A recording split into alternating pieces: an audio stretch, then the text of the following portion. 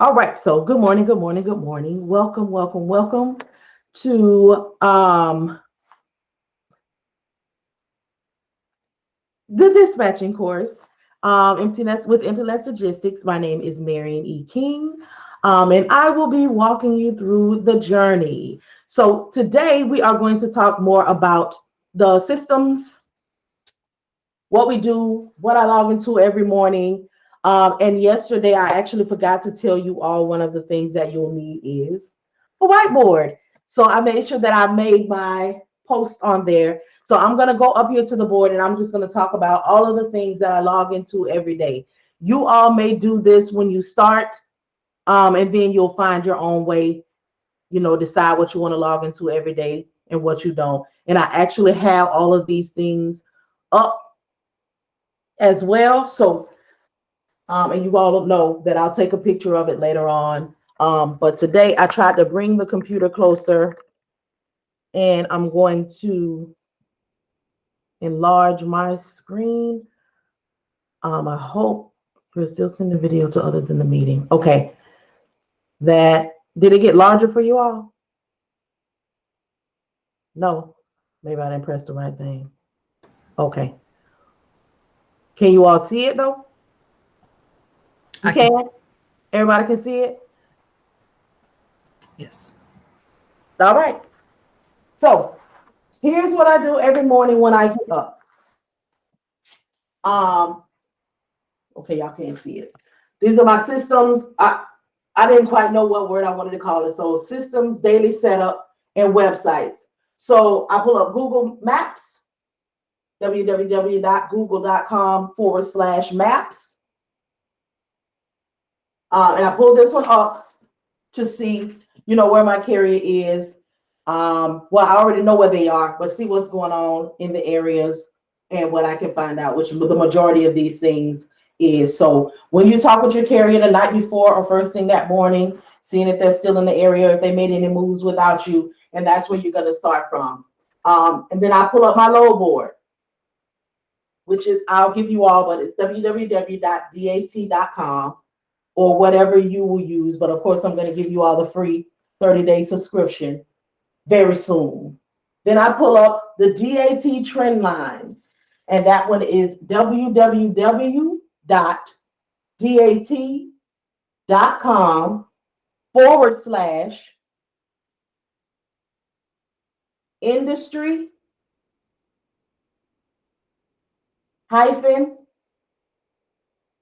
trends, TRENDS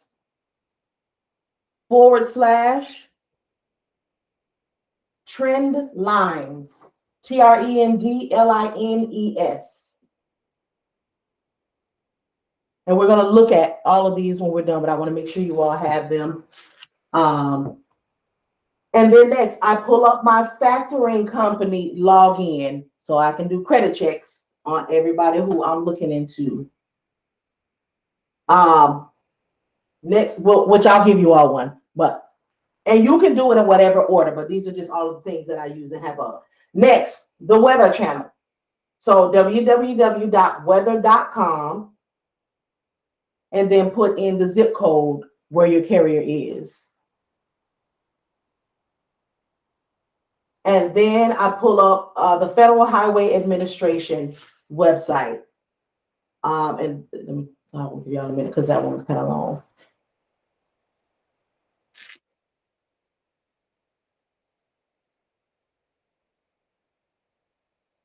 Marion, you said you were going to take a picture of this board.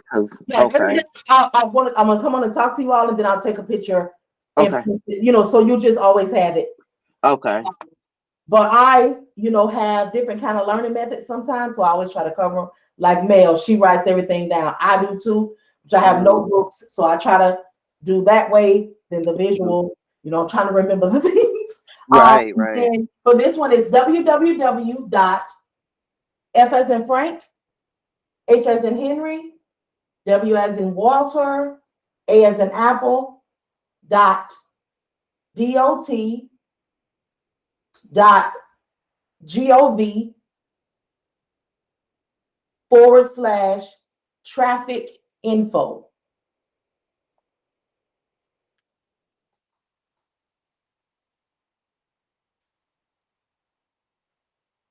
And then lastly, I pull up my TMS system, which is optional. That's why I have it on there. But I'm going to show you all these things. And then just, I'm going to say again in case I forget or don't go back to it. But you will need a load board.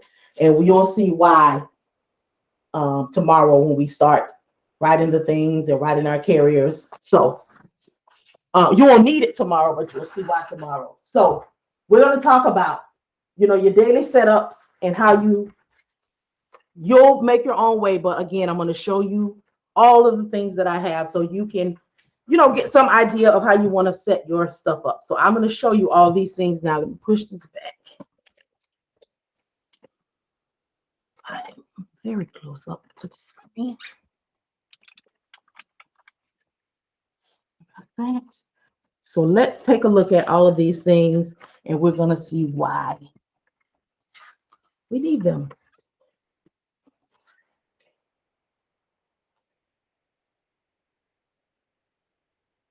Window.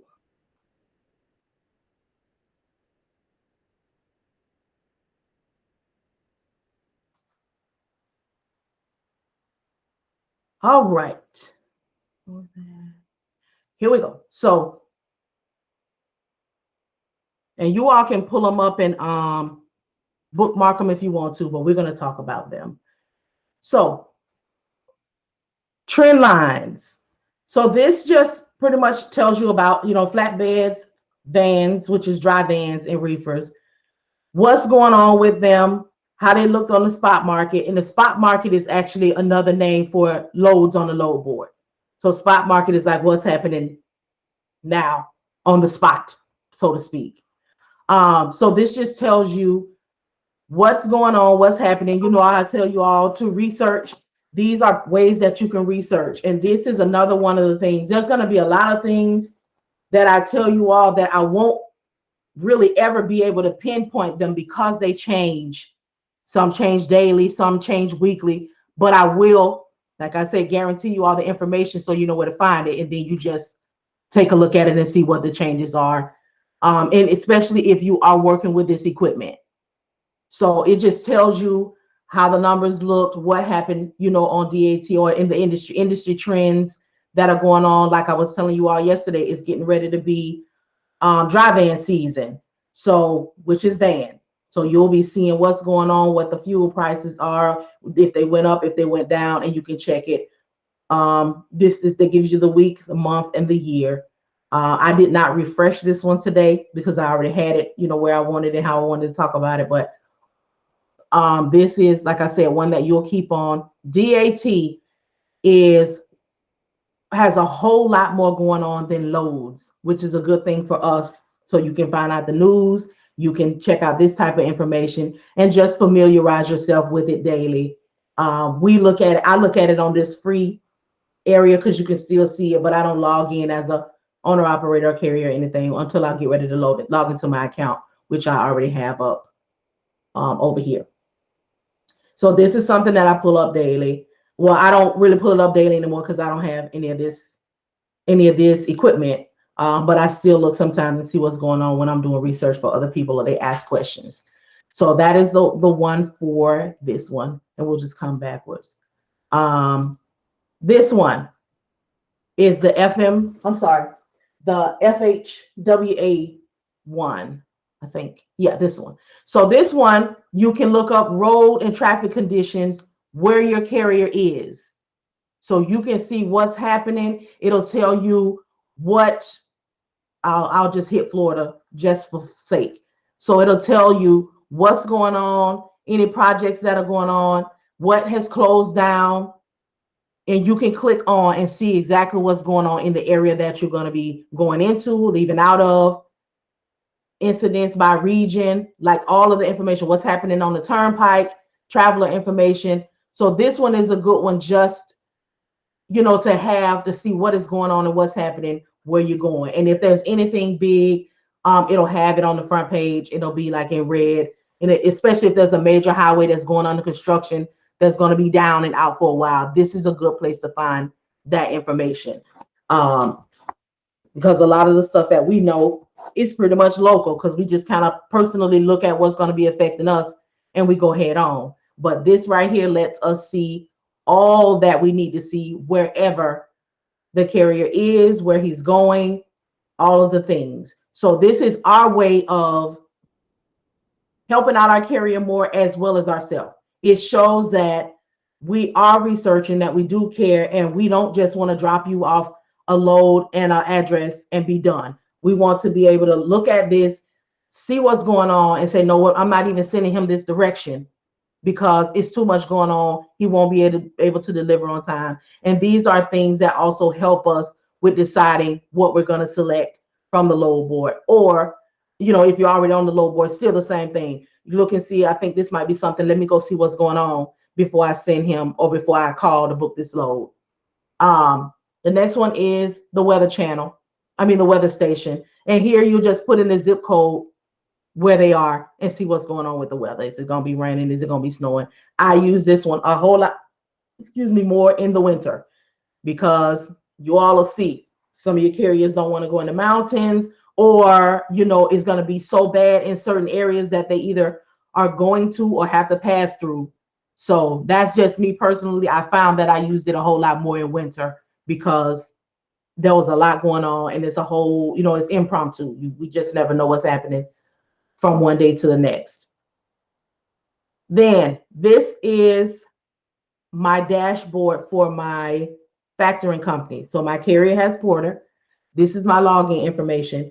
I just have this screen up because there's a lot of other stuff that I can't show. However, this right here will tell you. So what I'll do is, so they have these on here. So this right here already says that these people right here on hold, they either did somebody wrong, because the things that I'm showing here are everybody who put something in, not just my carrier.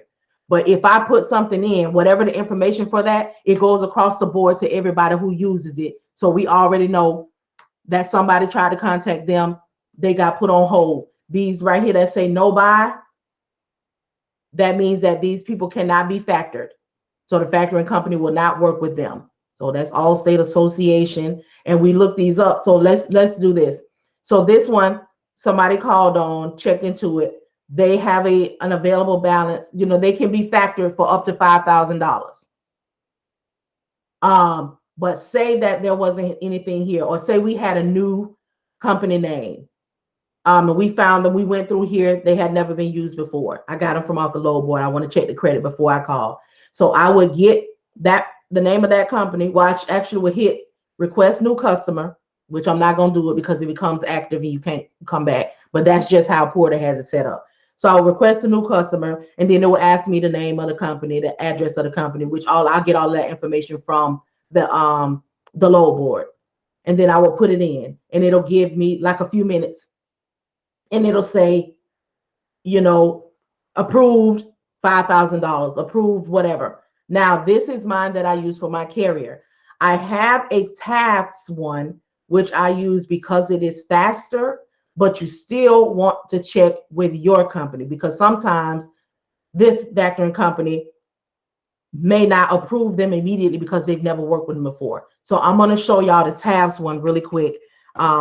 And when I see certain things on TAFS, sometimes I'll move forward because this is who my carrier uses. So say I use TAFS. I'm gonna pull it up right quick for y'all to show it, and tell y'all why I use it, because it's quick and what will make me go forward and what will make me just leave it alone. Let me pull up the login now. TAFS. Okay. So this one, and if you all want to write it down just to have it, just in case your factoring company does not, I mean, your carrier does not have a factoring company, you still have a way to check credit to see if they're going to get paid or if they're going to be done wrong. So www.tafs.com.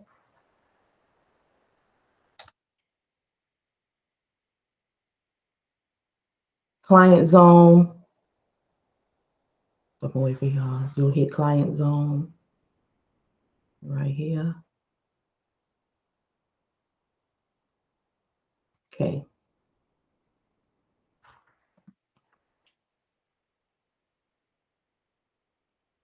Oh, it already logged me in. Okay, so the username will be TAF Credit. Y'all want to write that down?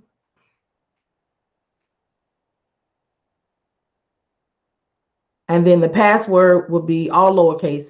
Credit. What? I'm sorry. What we writing down? This is the login for this default credit checker. So this is another company that I don't use, but it's quick. And if your carrier does not have a factoring company, you might want to hold on to this so you can still check and see if the company has money or if they, can pay before you go into the other options, which we're going to talk about. Okay, and the login was what now? TAFS, TAFS credit, one word.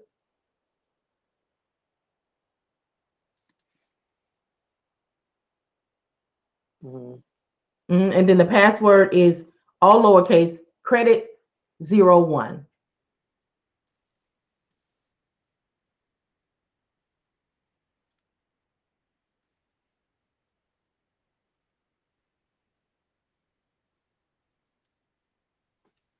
Okay.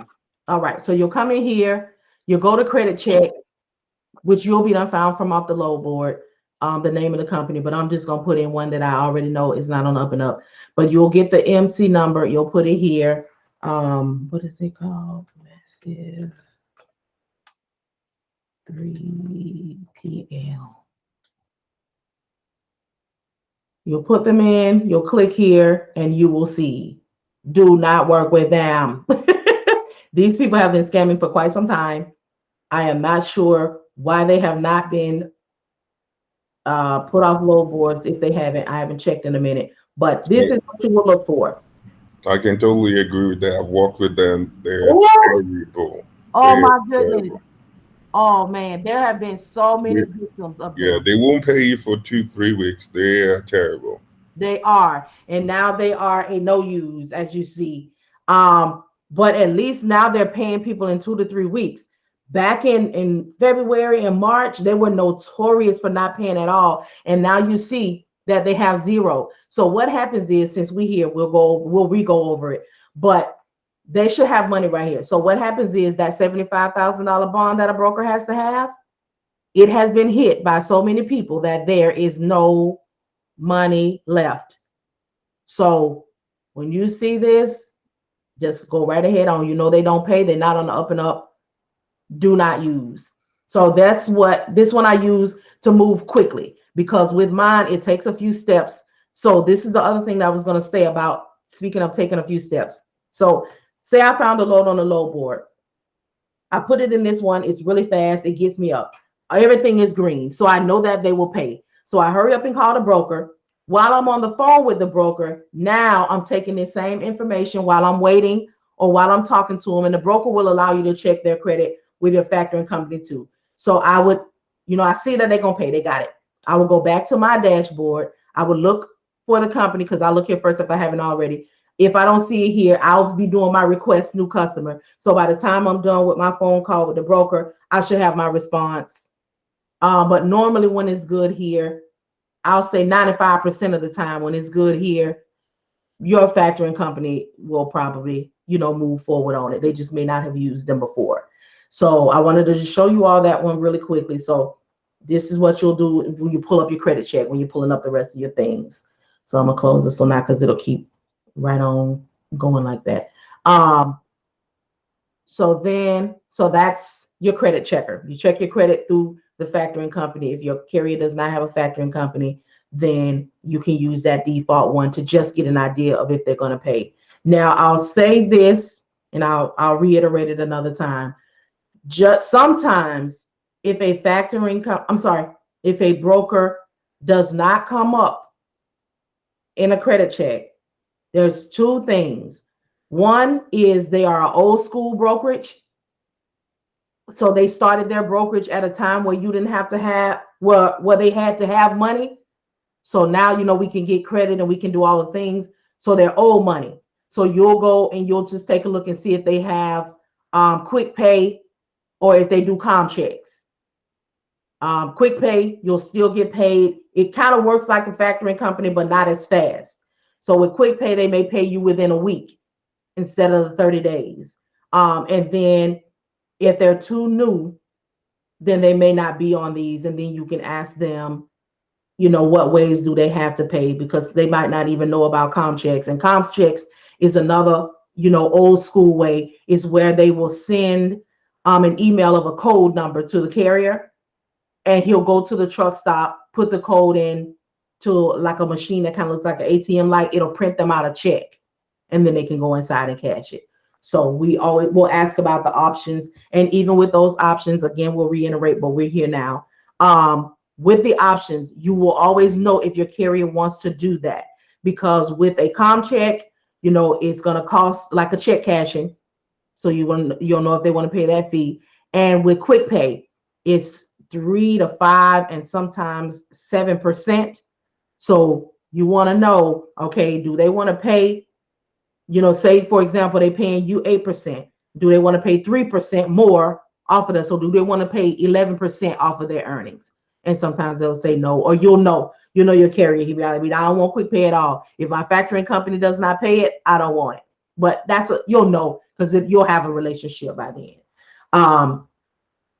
So next up, we have Google Maps, which we all know Google Maps. And this right here, you just want to see where they're going. But you can use Google Maps, or you can use your map, which is probably a whole lot easier because you have it set up and written how you want to. You can use Google Maps right here on the computer, or you can do it on your phone.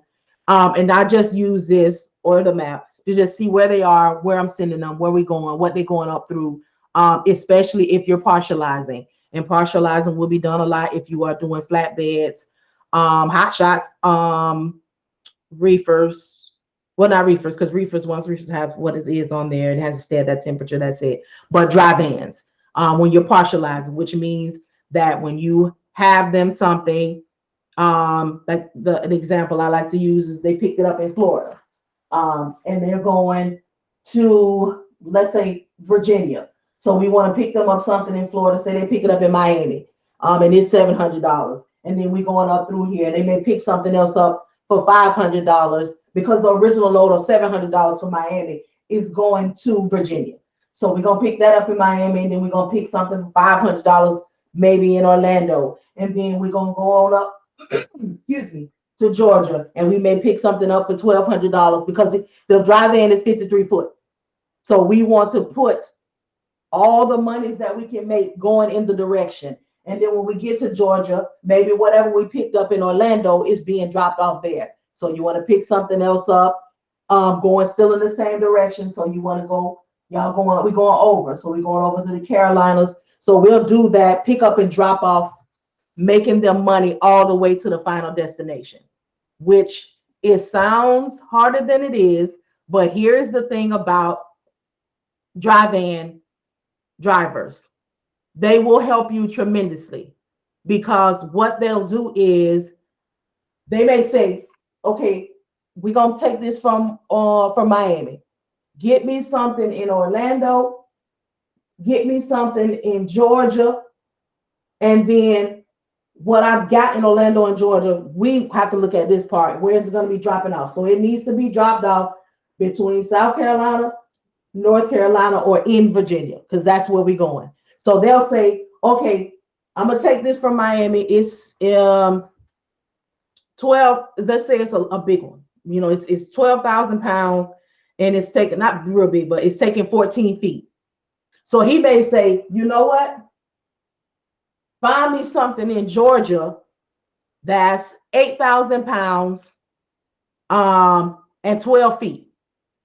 And then he might say, you know what? Don't find me anything in South Carolina, because he's on the back of his truck with a measurement. So he knows how much he wants to have on there before he feels the weight, just remaining in his comfort zone.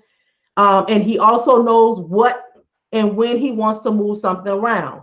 So 9 times out of 10, they have them a electric pallet jack. So they'll say, you know what, get me something else, because, I got this one pallet. I can move this out of the way. I can shuffle it around to where the drop off point is. And then they may say, you know what, right now I'm up to, just say we got them a whole lot of stuff that's doing what it needs to do. So he might say, okay, I'm at 38,000 pounds now. So don't get me nothing in North and South Carolina. I'm just gonna do the drop off and I'm gonna be done, because he's also looking at, excuse me, his ELD, his time that he has to drive. So he will do a lot of the instructing because he's aware of what he wants to move around and what he doesn't want to move around, the weight and his time. So it sounds more difficult because it's new to our ears, but trust me, with those types of loads, the carrier is heavily involved, because he's seeing how it's set up. So he'll instruct you on what to do, and you just do your thing on finding, making sure it's in what he wants, and all of the things that we do. So don't stress or don't worry. You will still be okay. You'll still get it done. And then your load board, of course. So when you log in here in the morning, which we all will start doing very soon, you take a look here. This is, if I'm going to use the load board, this is the first thing that I look at. We don't care so much about what's going in. It's coming out that we focus on. So we don't send anybody to Alaska, but I don't know who you'll work with. But we're looking at Alabama. So Alabama, we good going in, not too much coming out, but still decent if you want to stick around in the area, and a whole lot of people are not going there. But we want to look at good Indiana. This is an excellent one. We're not worried about what's going in, but look at what's coming out.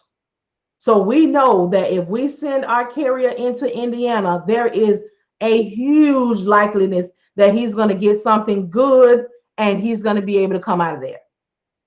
He may even want to linger around the area if there's a lot of work that he's just going from. So let's see what we got going on in Indiana. So if there's like a lot of work going from Indiana, Ohio, Kentucky, and Michigan, let's just do that for that right there, right? He may stay there. Your carrier might say, I want to be out for 2 weeks. And he might hit the jackpot in Indiana and stay there and make so much money in that 2 weeks that he's fine. He doesn't care that he lives, let's say Tennessee, Alabama, because he made so much money, even though you're going to find him something from Indiana back home, that he's fine with deadhead if he has an issue, but still we know that he's going to get something good out of that to go home or close to home.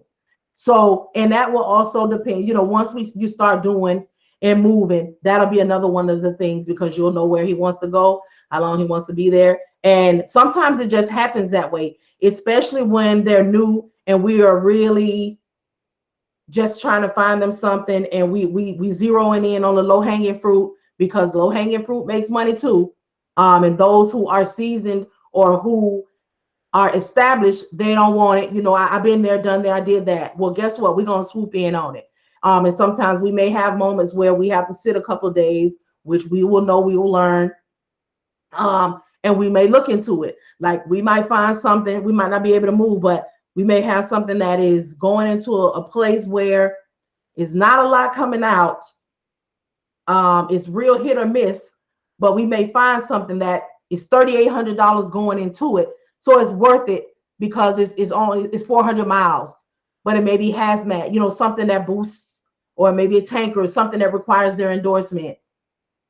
And it'll be worth it. So they may say, you know what, I'm good with deadheading 150 miles because I done made it 10 times over. So that's fine. Just get me something. And again, the carriers do a lot of instructing. And once you learn them, they won't have to do it anymore, because you know what they want. You know how they like, you know where they want to go.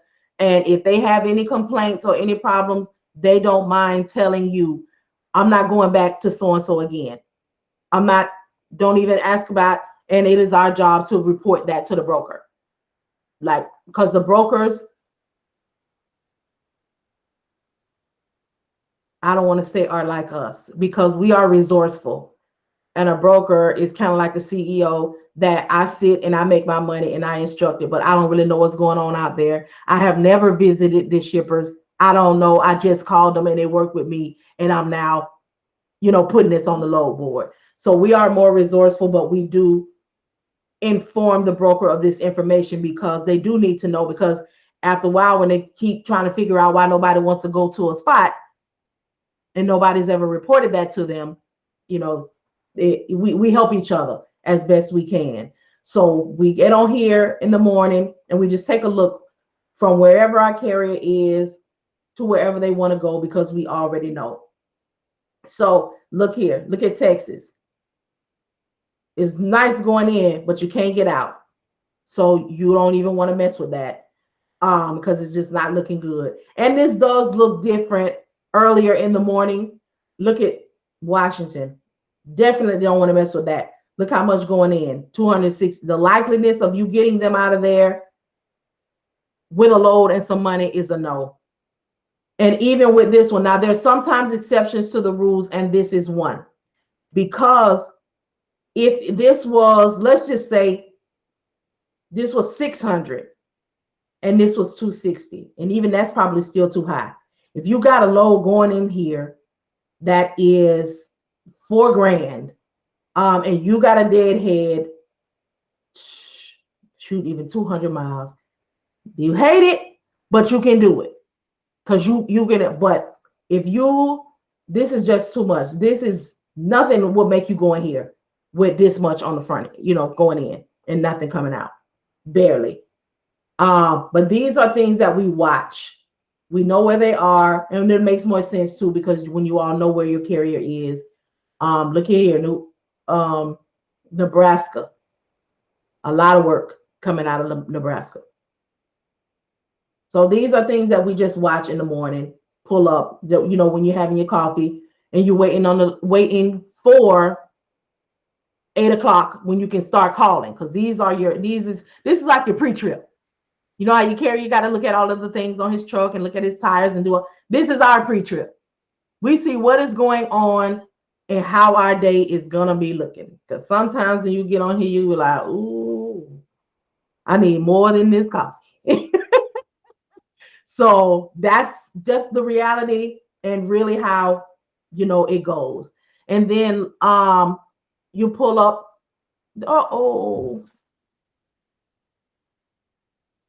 I forgot to put the safer. So you pull up your safer. You pull up the FMCSA, the safer one, because every day, see, our carriers too don't always tell us everything. So every morning that I get up, this is just an example one that's up here. I don't even know who this is. But I will go here and I will put in their MC number, their authority, and I will make sure that they don't have any dings or that they have not been sat down. So have that big, if your carrier has been sat down for whatever reason, it'll have a big old thing in red right here. It'll be more bold and bigger than this that says, out of service. And then down here, it'll tell you, they have the information and when they go back in service and all of those things. So we're going to go to the Safer website, which is safer.fmcsa.dot.gov.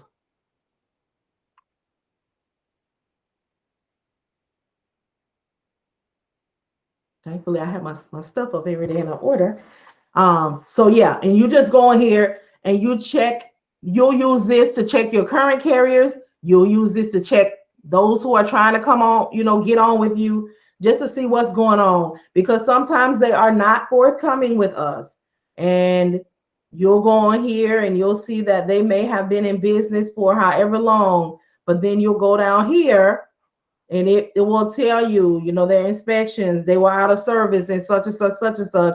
So now this is why you need a dispatcher, or this is why nobody wants to work with you. You are problematic. And unfortunately, at this time, I'm not taking on any new carriers. However, I will hold on to your information and see if there's anyone in my network that has an opening soon. That means you will not be hearing from me or anyone else, but I'm not going to tell you won't be hearing from me or anyone else. But we have to keep it, professional. And you'll find your words, what feels good to your mouth. But basically, it's a no. But thank you so much for your time. That is what we look for, because and sometimes it's not even that they're not forthcoming. Sometimes we have things that hit that they didn't quite know the law or the compliance on. Sometimes they have drivers and the driver has not disclosed, and the owner operator is allowing the dispatcher to run the business, which she's doing her thing, and the carrier has gotten into something, did not report. So now there's an issue here, and now the owner operator is contacting me saying, don't contact so and so such and such anymore, because at this point they have received their issue with the insurance. So as we know, everything is not always quick. So sometimes that's the issue as well, which we will learn and we will see. And then lastly, if you have a TMS system, I have my own. It's a basic one. And that's where, you go in. That's where your clients are. Might have a potential client list. I don't know if I showed it. I probably showed it publicly before, but this is where I have my, I'm not going to show my clients, but this is where, when I'm doing my cold calling, because that's the heavy thing that we're going to do. But you all may not have to. If we get enough volunteers, then you'll already have your carrier, and then you won't have to do this process until you get ready to look for another one. But when I go to the FMCSA website and I go through and I'm looking for people to contact, if they are not ready, like this example one is here, they're not authorized, which means they are not in service yet. Instead of utilizing my time and just say, oh, they're not ready yet, and go, no, I create my own leads. So I'll put them here, and then I'll put the date on my calendar here, and I'll go back. Now, when I go back, I'll pull them up, and I'll just actually check this one here. And then I'll check back. I'll put the name, because they don't have an MC number yet. So I'll get this name. I'll go back here, which I'll have two screens at the time. I'll put this name in here. And again, we'll go over this in much more detail, but since I'm here, we might as well preview. And I'll check. This one was in Colleen, I remember. Inactive USDOT number per 49 cent. Oh, they got in. See, all of their business. So this might not be the one. But it'll tell you whatever is going on. This is why we check every day. And they may not even know this, but I don't know them to call and find out. So let me check this one. This is probably the one I was looking at. So now they're ready. So they'll definitely be called back. So I will now, so just real quick, say if I went back here, they're ready. I called them up. We did the interview process. They're ready to go. I will go back here and hit change to regular client. And then they will go into my client profile. And then, of course, I will go over there and put in all of their information, their W-9 and all of that. Again, this is just mine that I created. It does what needs to be done. All my files and everything are in here. So my desktop is not filled up and memory is ate up. And if this was something that you all would be interested in, like I said, it's a optional, depends on how you want to keep your stuff. It's $29.99 a month, but this is nothing that you need to have right now if you're not interested. And if you want to revisit it later, we'll talk about it. But these are all the things that I have up daily. Start my day, see what's going on in every way. So these are some things. And like I said, as you all start doing your thing, you will probably use some of these less and less, because you'll start to become more familiar with. So it'll move differently. And also according to your equipment, your carrier, their things, what they want to do, how they want to do things in their businesses and with you all. Go ahead. I see Dapper is gonna mess me up. No, I can't. So is there any way you can see like new owner operators to kind of know the potential of like people just getting into the business that you can call? Yes, that's this. Okay, This like, is how I get my leads. I go to the FMCSA website, and I pull this up. And I'm actually going to show you all that tomorrow as a dispatcher, how to find your leads. oh, Well, okay, I okay. think we might be tapping into it today. But yes, the things, the actions are definitely tomorrow. So, but this is how I create my leads. So, you know, as a dispatcher, if y'all don't know, if you get into all of those 5011 groups and see all of that criminal activity, you're going to find people trying to sell you leads. Do not purchase. They are selling that same list to everybody, and you are going to be cussed out because they're going to say, why y'all keep calling me? I already told you. You know, this is how you create your own. And I'm going to show you how to do it. But this is basically how I do it. You all saw that was one up there when I first got on here that was unauthorized.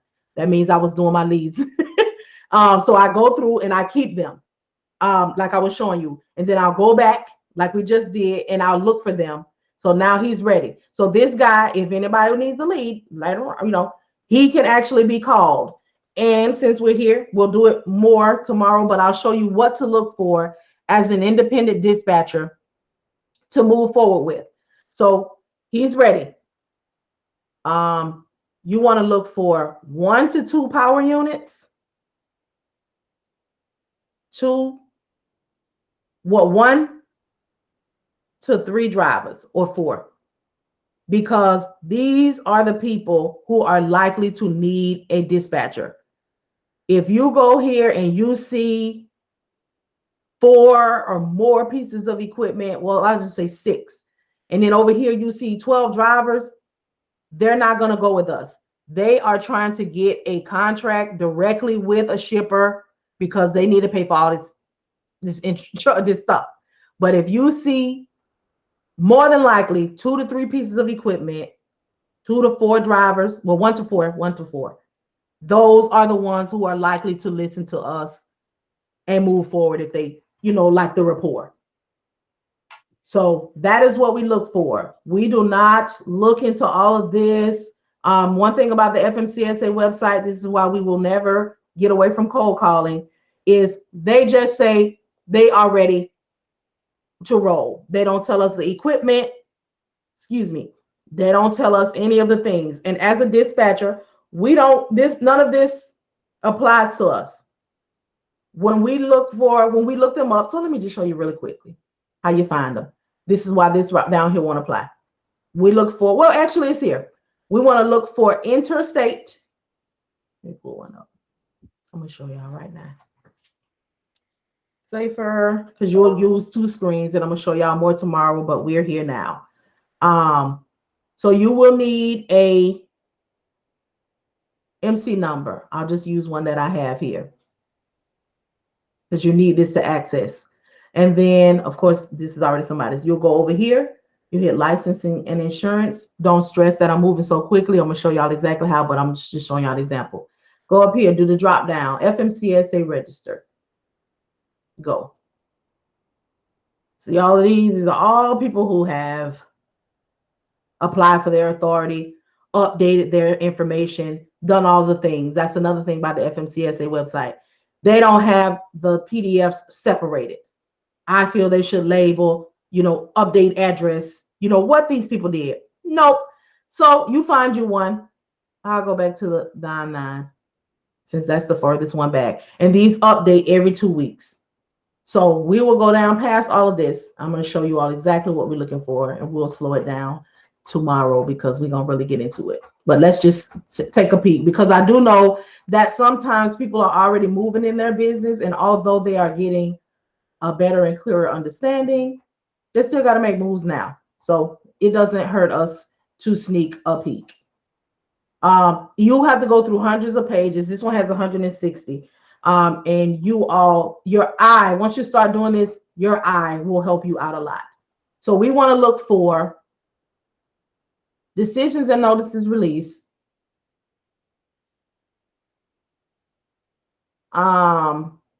interstate common carrier, but not household goods. Non-household goods, it'll say it in parentheses. So you'll see this first. This is not what you want. This is interstate common carrier of household goods. We don't do household goods is people who They have the furniture contracts. They work directly, with maybe rooms to go or something like that. We don't want this. We want to look for free agents, which means that they do their own thing. You'll see here, you're getting closer when you see the FF. We don't want FF because those are freight forwarders. So they don't work with us. And we don't work with them. They don't have anything to offer us. So then you'll keep looking. You have to watch your eye because sometimes you'll see this. They'll be mixed up. Like this one, broker arranging. So although he says excluding household goods, this is a broker. We can't do anything with him. But this one, we can. So this is what we look for. Interstate common carrier, except household goods. So they don't do that. That's who we want. These are who we can find loads for. So that's what you look for. It will be in this format. And when you are looking for them, do not use the authority number because they are waiting to be done. So these numbers aren't active. So you won't find anything. So you'll get the name. So I'll go ahead and do one. So I'm going to pull this Omni 33 LLC. Copy them. Then I told you need 2 screens. So I'll go back to this one, which I already have here. Paste them and search. They are not authorized. However, I looked them up. So I will put them in my TMS as somebody to check back in 21 days. Today is the 22nd. So I'll check back with them. I'll write this down because I'm not over there on my board. So I'll check back on them October. Probably like the 18th or something like that. So I'll put them in here. No, we're not changing. Let me come out of here. So I'll keep them. Create new. Company name. Omni, whatever. I'll get the phone number from here. I'm going to call them back. And you all will, do your thing too. Get the phone number, put them here. The name. Who was the... So they don't have a name. So when I contact them, I'll ask, am I speaking with the owner of Omni 33? Of course, we don't have an email and we won't have any of this, but we will when we transfer them over to regular client. Check back. 10/18. Then I write on my calendar to check this right here and call everybody that I save here, and then that's it. That's all. And then I'll just show y'all how this looks. So say I got him. Change to regular client. Save. So let's go over here. Click him. Click him. Oh, no, I'm sorry. I want to click him. My bad. Go back. Click the wrong thing. But yeah, this is it. It has a couple other things in here that's cute. So I'll take him here. He's mine now. So he'll give me his email address. I'll know who I'm talking to. I'll change the notes out. We moved forward on so and so such and such. You don't need his birthday and all of that. The agreement date. And then this is also for brokers, whatever the detention pay that they have going on, whatever it is that they put all of the information, the insurance, all of that. And then here, I will put their documents. So when I have the driver's information, the equipment. So when they give me their W-9 and all of the things that I request, I can put them on my computer. I can upload them all into this because it's cloud-based, and I will have everything for them forever. So that is just a little something there. And again, if that's something you all want to get later on, we ain't trying to pile all them bills on, and we ain't pulling in no money yet. So these are the things, all of the things. So now let's go to the lesson for today. this is it. So this is a high level overview of the day, but typically our day starts at and we have all of these things up. So 6:30, 7 o'clock, when I'm in action, I'm up looking at all of the things, seeing. Oh, and the reason that I'm up looking at all of the things, because once you have your carrier, you all will pretty much solidify the night before if y'all going out the next morning. So what I do is, say last night about 9, we parked, we're done. Y'all, we're gonna be moving in the morning if we don't have anything already on there. Yes, I'm gonna be going in the morning. All right. So I'll get up, I'll start looking, I'll start doing my things, and then I will confirm at 7 a.m. whatever way your carrier wants to be contacted. Mine just likes a text message. But my hot shots that I had before, they wanted a phone call. So whatever means they want, you say at 7, good morning. Are we still moving today? Don't need to be lengthy. They'll text you back. You do your thing. You start moving. So you're looking at where they are, where they want to be going, because we know the things. We already know their rate per mile, all of those things. So what they want to move that truck. So we start looking, we start moving. We have the things. Credit check, factoring. Broker for non-payment. I'm just making sure I got the things on here. We start moving. So we do our thing. Be ready. Double check with your carrier if we're still going to move. All right. So once you have the carrier's confirmation that we're going to be moving for today, you'll get on the load boards or whatever means you will be using. You'll hear me say that often because at some point we will be making connections with brokers, so we won't always have to be on the load board. Sometimes we may have a connection with a direct shipper. Not that we got it ourselves, but we may have a carrier that comes to us that already has somebody that they are connected with. So whatever way you're moving that morning, you do that. You start the hunt for the load. Once you found it, you'll call the broker and you'll start doing the things, which is, good morning. My name is Marian, giving you a call with whatever the transportation company's name is. I see you all have a load from Ohio to Miami. Is it still available? At that point, the broker will take off. Yes, it's still available. It's 15,000 pounds. The commodity is, which you all are going to see, I'm going to start using the verbiage more. So this is what's on it.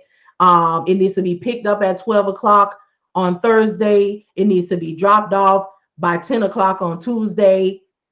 And it's going for $1,500. If $1,500 is perfect for your carrier and you don't have a need to negotiate or do anything, then you say, okay, we'll take it. If not, we always want to push just to see, but sometimes if it's already good, you check the credit, it's on point, don't push. So if you need to negotiate, negotiate. We know that they have it. You want to make sure this is sufficient for you and the carrier. So I do my bidding, which we're going into now. It says bid, but my negotiation.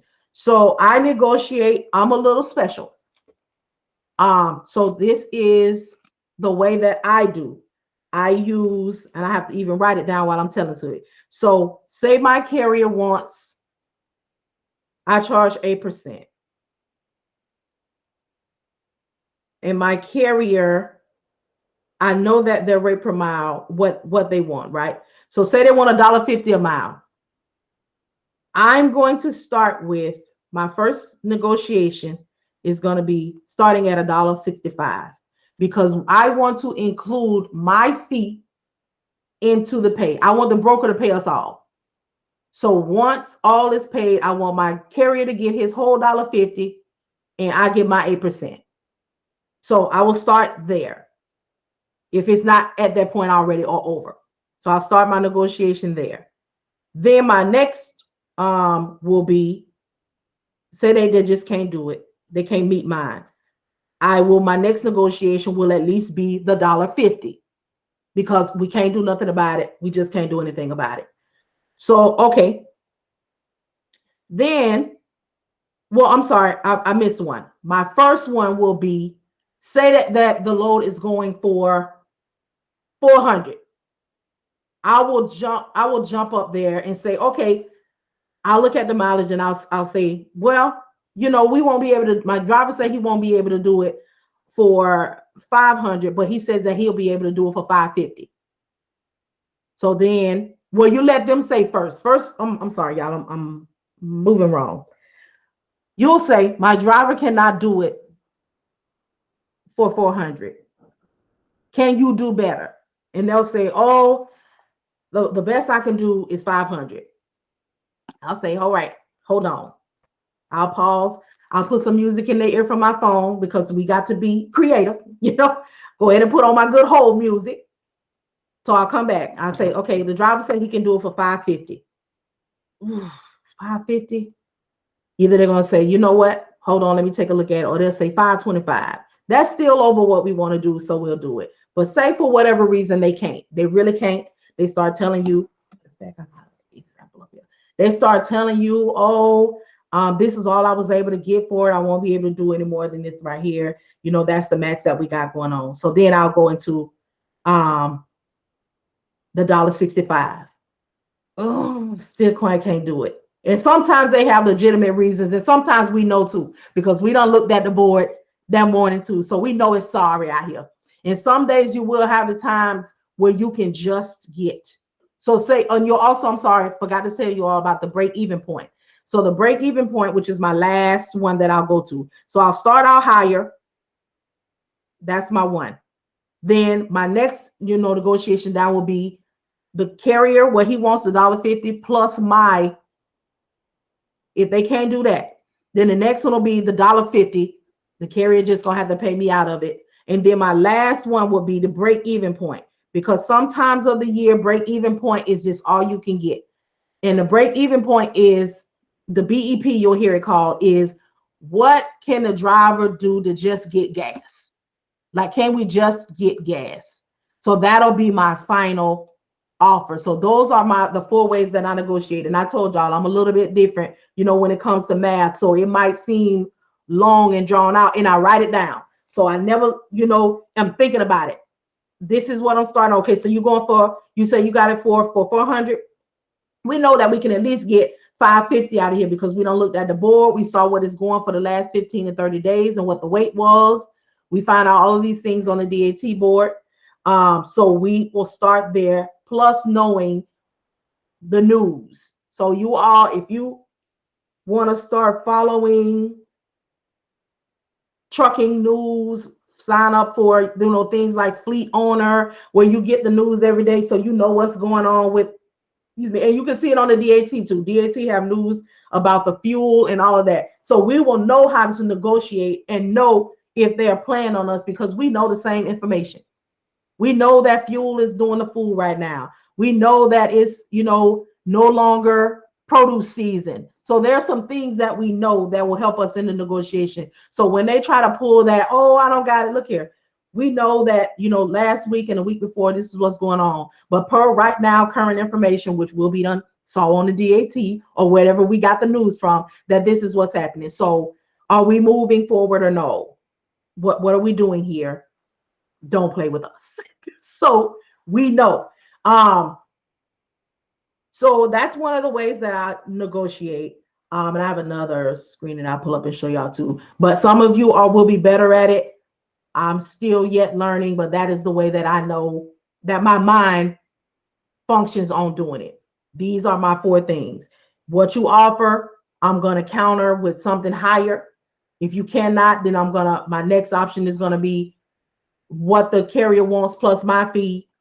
Then if we just cannot, the $1.50 is what he wants. And then if it's just, we all know that it's no good, then we're going to operate in the break-even point to get my carrier enough gas to get to a place where there is something better.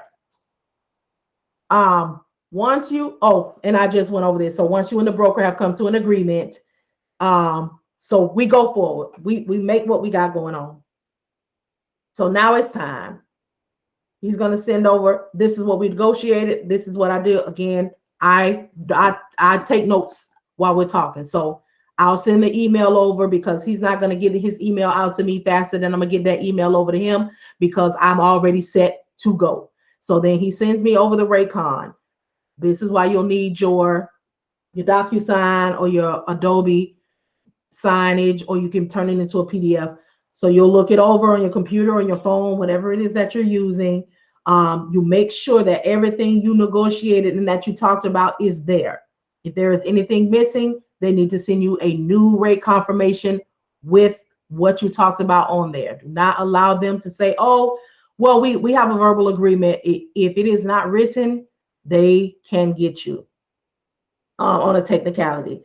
So you'll do that. When you're looking at that rate confirmation, you want to make sure you know all of the things. So your key points, the key things that you want to look at are, oh, that's not it. Let me get that up. Hold on. What the carrier needs to have on, if they're asking for total, PPE, what the detention pay is, what the total is, what the layover is. And that will let you know what you're going to have to do and how you're going to have to do it. If anything is not, the majority of the time they have it on there. If anything is not on there, it is probably going to be layover. And that is because they really can't gauge what is happening. However, there may be some brokers who have worked with a company before and they know that there's going to be layover, or they know the likeliness of layover. So they may already have on here, layover pay is $250. That means they already know I need to pay for the food. I already know I need to pay for them a hotel, the things. But if it is not set in stone, you negotiate that. And you negotiate your layover. I negotiate mine. You'll figure out your way. But I negotiate that layover, food, hotel, and breakfast. Because still in the morning, he has not done what needs to be done. And then you'll do it according to days, because with some equipment and some jobs, especially the dry vans, and the reefers, there may be 2 days before they can get in there and do what needs to be done. And if you want to, because layover and paying them for layover and having the carrier agree to layover is basically, I'm renting your truck and your time. This is what I'm paying you to hold your truck. And sometimes you're going to have to negotiate ugly. Because if I came here today and I had 2 days to get your load done, I had my time figured out, and in 2 days we had a new load. Well, guess what? I'm putting some percentage of that in there too, because you are now dipping into monies that I should have been getting and complete my assignment with you. So this is what is happening. This is what I need. And with those negotiation tactics, the likeliness of the broker allowing you or wanting you to back out on them is next to none. Because who am I going to get? Again, I got to find somebody to do this. So they will be more, and like I tell y'all, the broker has the money. They have the money, but if they don't have to give it to us, they're not going to.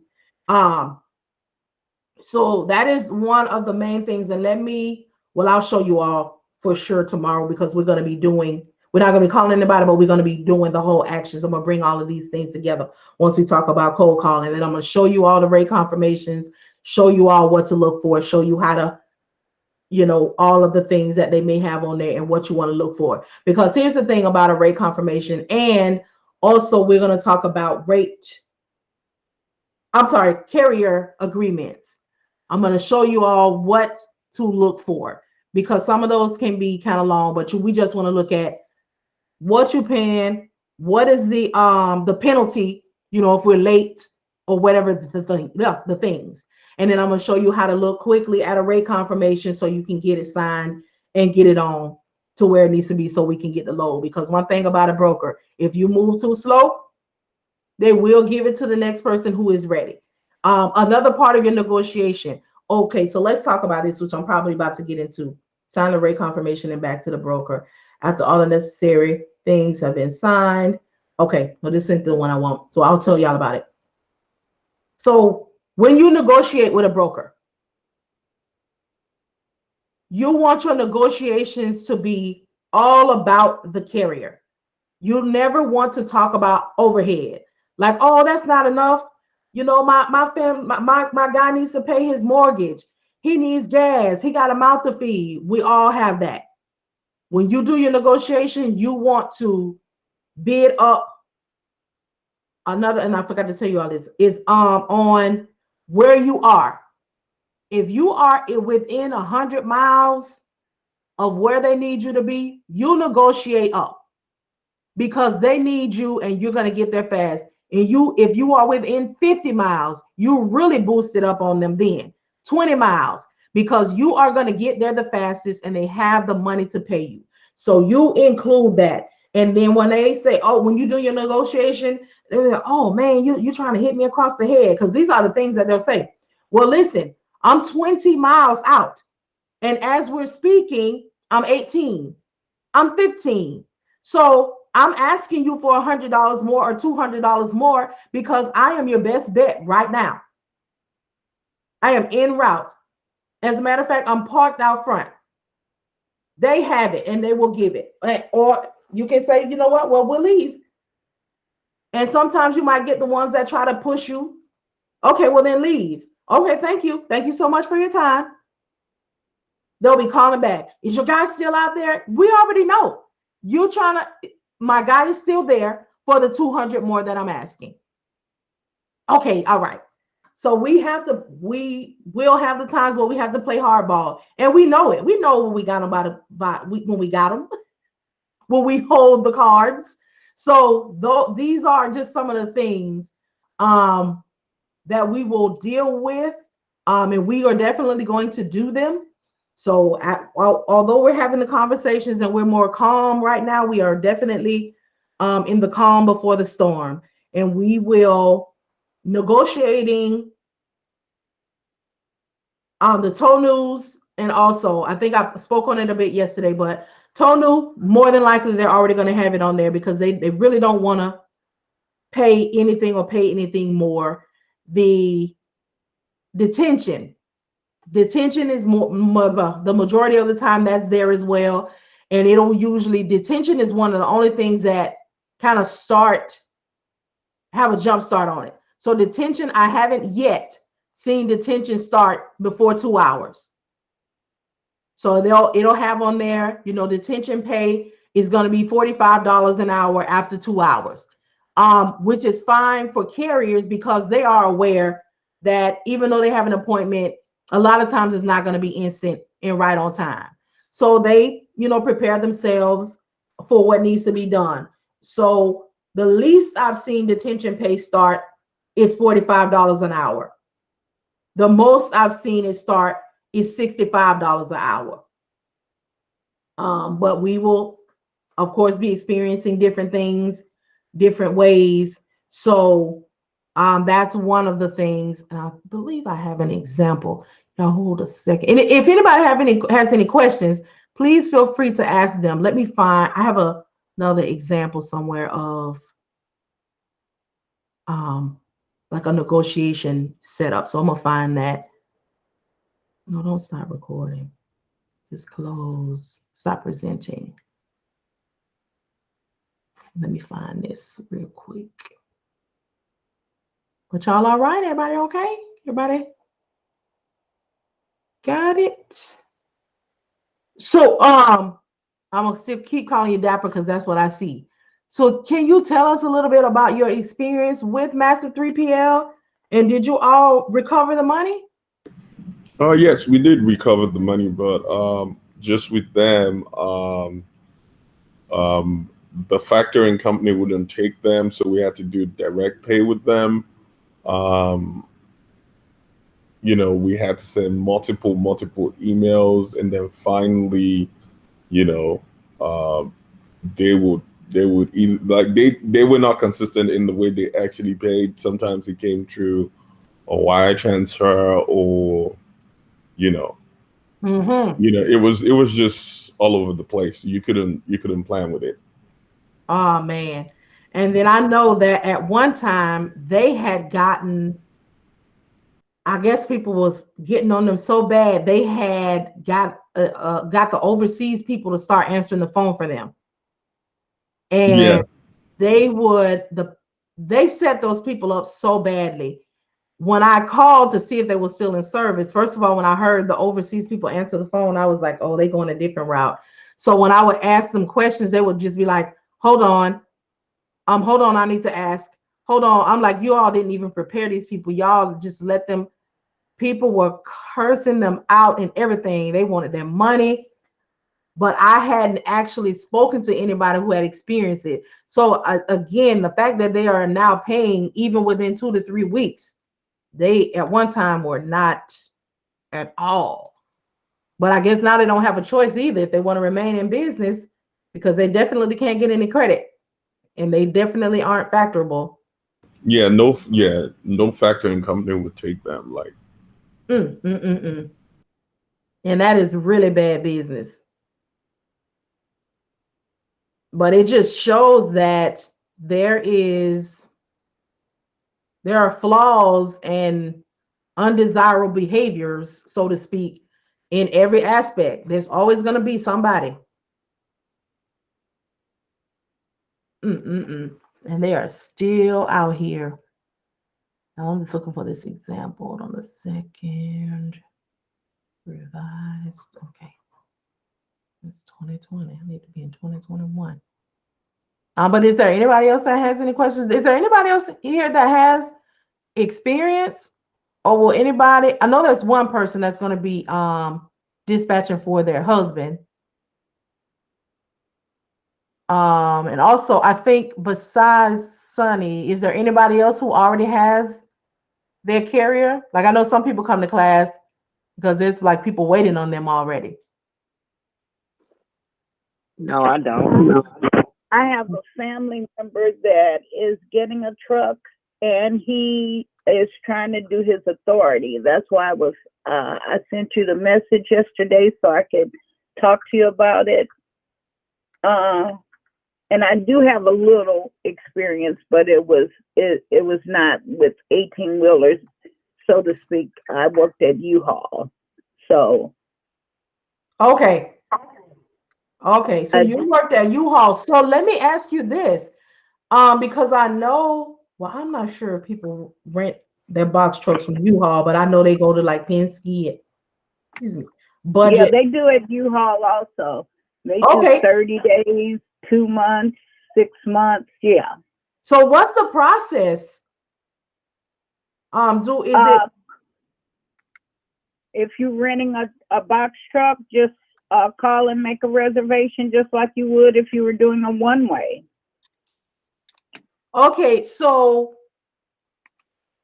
if you do you do it? Is it like a certain amount per mile, or is it how does You can request the unlimited miles, and the pay per day would be different. And some people, like it was a couple of guys that had like 2 or 3 trucks.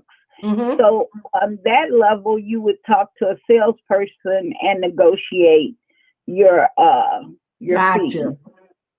Gotcha. Because that's the part I wanted to find out. Because I'm like, people are actually building fleets from rental trucks.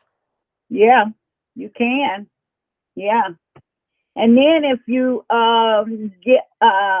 build up a rapport with the salesperson, you can buy it. You can buy the truck.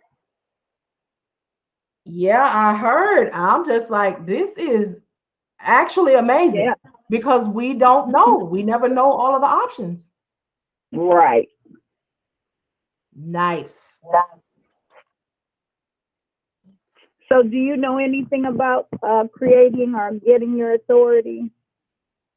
I do not do that, but I know that I did mine. I got my DOT number, but you can use the same process. I use the YouTube video to do mine. They have people that you gotta pay that they cost a lot of money, but you can actually do it yourself. Okay. YouTube it. Got you. Thank you. I believe I might have the YouTube video in the group. If I don't, I'll post it and put it in there today. Okay. Thank you. No problem. No problem. And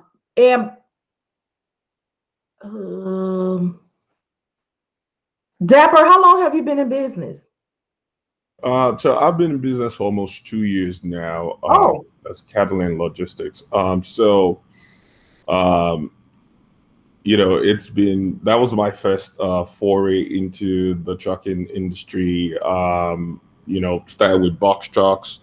For me, they were not as profitable as the 18-wheelers, so I kind of wound those down. I'm at this point where it's like I want to learn every part of the business in terms of, the dispatching. And also I was going to ask you, if you also know anything about, becoming a broker, just kind of learning every aspect of the business, because for me, it's like if I know every aspect of the business, then I can have more control over the outcome of, of the business generally. Very interesting. Very interesting. So I am considering teaching a brokering course because I have a lot of information.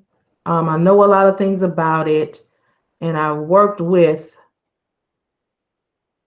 a couple of broker friends of mine when they were doing class. Actually, when I first got into this, my first introduction was a brokering course. But from being a trainer and 27 years in customer service, I realized really quickly that you all will notice I'll try to be very careful with my words and try not to bash or discredit things. So I noticed that, this is how I say it. I noticed that there were a lot of things that I needed to know that were not spoken.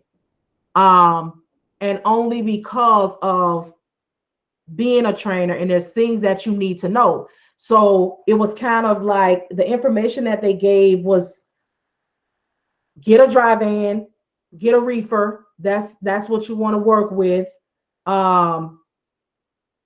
Connect with shippers and you'll make money. This is who you need to contact, basically, so I can get kickback for your surety bond. This is who you contact for factoring so I can get kickback. It was like all of our people, and this is what you're going to do.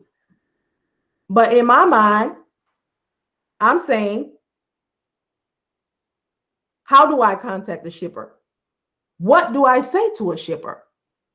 How do I contact these people and get them to work with me as a new, like the things that I tell you all, what we do, how we have to speak it, how it feels, what we're going to go through, there was none of that. So I contacted them after and I said, hey, I gave you $550. You gave me nothing.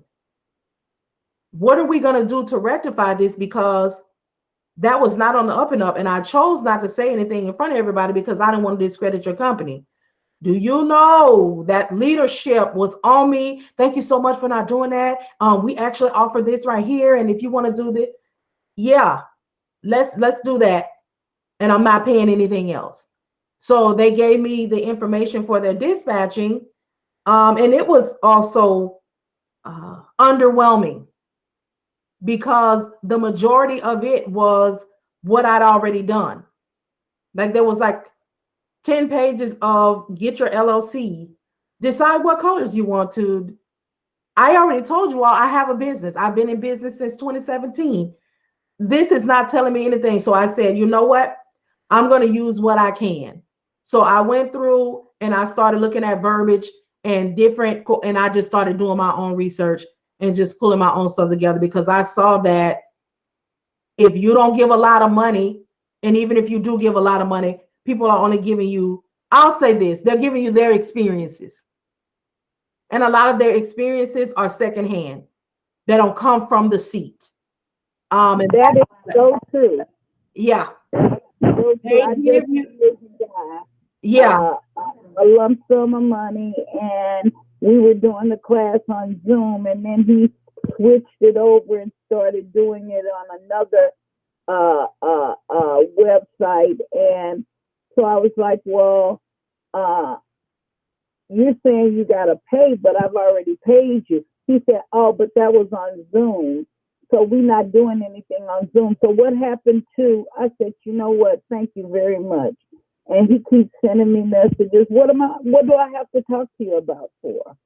I mean, I don't want to play the game, but thank you. yeah, it's not okay.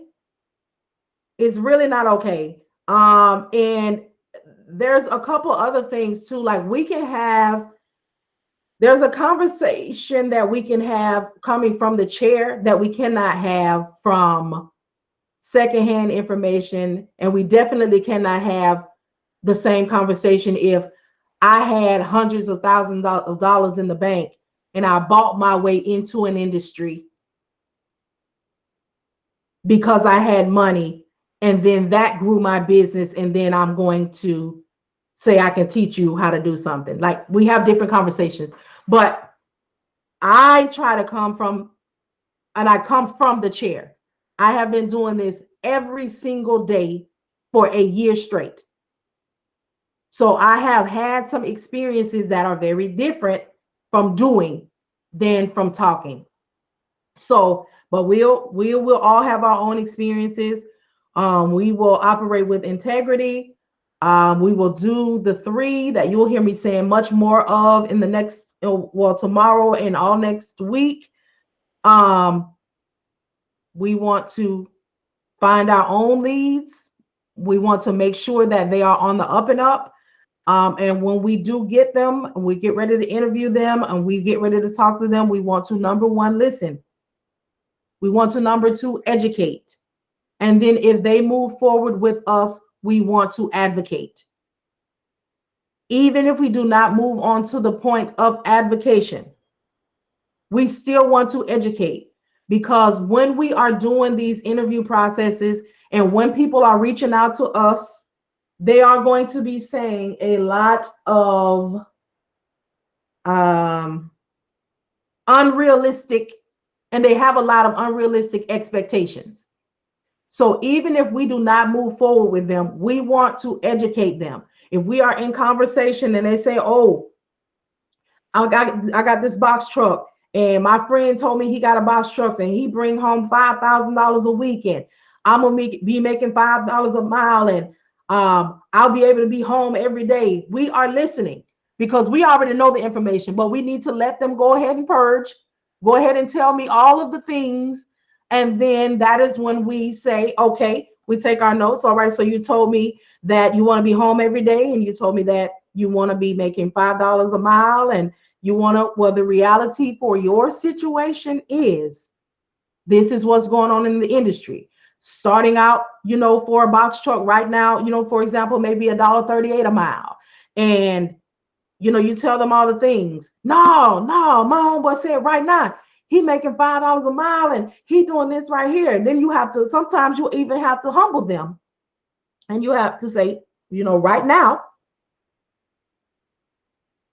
the going rate, the top rate right now for a box truck is $1.38 a mile. Before COVID, top dollar for a box truck was 99 cents a mile. It get real quiet. But that just lets them know that I know what I'm talking about. I do not want to keep you from making money, because if you don't make any, I don't make any. It's like they kind of feel like we don't want to do right. Sir, ma'am, if I don't give top service and get you top things, I don't get anything either. There's no reason that I want to keep you, from being able to pay your things. But I cannot do either of us the injustice of selling you dreams and falling into your unrealistic expectations. And now you no longer work with me, and you all over these people's internet saying how my service was terrible. So I'm doomed before we get started. So let me tell you the truth. Let me tell you the reality of what's happening right now. And then we can decide, because we will remember and we will know that this is our business. Although we are going into a contractual agreement, and I will technically be working for you, when we interview, I'm interviewing you as well. Because if you tell me out the gate, before I inform you that I want to be home every day, and I tell you the reality of your situation with you being new, you will not be in position to be home daily, because basically you don't have skin in the game. You have not reserved the right. You have not done the work to come home every day. So nobody knows you. Nobody wants to work with you. You have to build trust in this industry and get yourself into a position where you want to where you want to be able to come home every day. And then I tell you, for the first 90 days, we are going to have to go over the road. We're going to have to pretty much be available to do all that it takes to get some skin in the game. And then we will be able to revisit our plan of action, because I provide in my service what's called a plan of action. And that is, when I get with you, you tell me your needs, I tell you the reality, and we come together with a plan. And this is what we're going to do. This is how it looks for you in the first 30 days. We're going to have to do anything and everything except sell butt to get some money rolling into this business. And then in 60 days, people will be calling us back, or we'll be able to move a little bit differently. We'll revisit and have another conversation. We'll do some changes in the plan of action. This is a new plan. This is working. This isn't working. And then by the time 90 days come, people are seeing us, people are knowing us, and now we can, move differently and have a different conversation. If I tell you all of the things, and then you still say, well, I need to be home every day. Well, at this point, I won't be able to effectively do what you need done for your business. However, I will hold on to your information to see if there's anyone in my network that will be able to take you on and take care of the needs that you have. But right now, we won't be able to move forward. So thank you so much. I wish you well in your endeavors, and you have a great day. Because if I press you, this is why we don't do hard sales, which we're going to talk more about it when we do our cold calling. We talk about cold calling tomorrow, but we're here now. When you call somebody and they say, no, I don't want the service, thank you so much for your time. You have a great day. If you press them, they're either going to test you, which means they're going to say, oh, okay, well, I told you no, but you still want to stay on my phone. So if I'm getting 65 cents a mile and I'm going 1,200 miles and I want to go 4 states, they're going to start all of the things. And then if you answer correctly and you move forward, they're already showing you how they're going to treat you. So you send your contract and you move forward with these people who have already shown you that they don't want to fool with you. You're going to find out. You're going to get the ones also. They're going to ask you the questions. Okay, well, if I move forward with you, how you going to find your loads? Do not open your mouth and say, I'm going to be on the load board. They're going to eat you alive. They're going to say, why should I pay you? I could get on the load board myself. You know, all of the things. Or they will move forward and they will hound you. As a dispatcher, we know what you need per mile. We know who pays because we're doing the credit check. We know all the things that we need to know. What are you going to do? You're going to get on that same load board that I told you I'm on, and I'm going to text you all day. Did you see this? Why didn't you get this for me? Why didn't you? When someone asks you if you do not have the ebook, my homeboy said, I'll help you out in there too, but I'm going to help you right now. If you are asked, what will you do? How are you going to find my loads? You say something along the lines of, I have connections. I have a network. I have a team where I am able to look at prospects or areas of movement, areas of consistent movement for you. That is it. I will do all that needs to be done to try to keep you moving or consistently moving or see areas of opportunity. You'll do what fits your mouth, but you don't want to roll that out there, because even if you say that, you're new.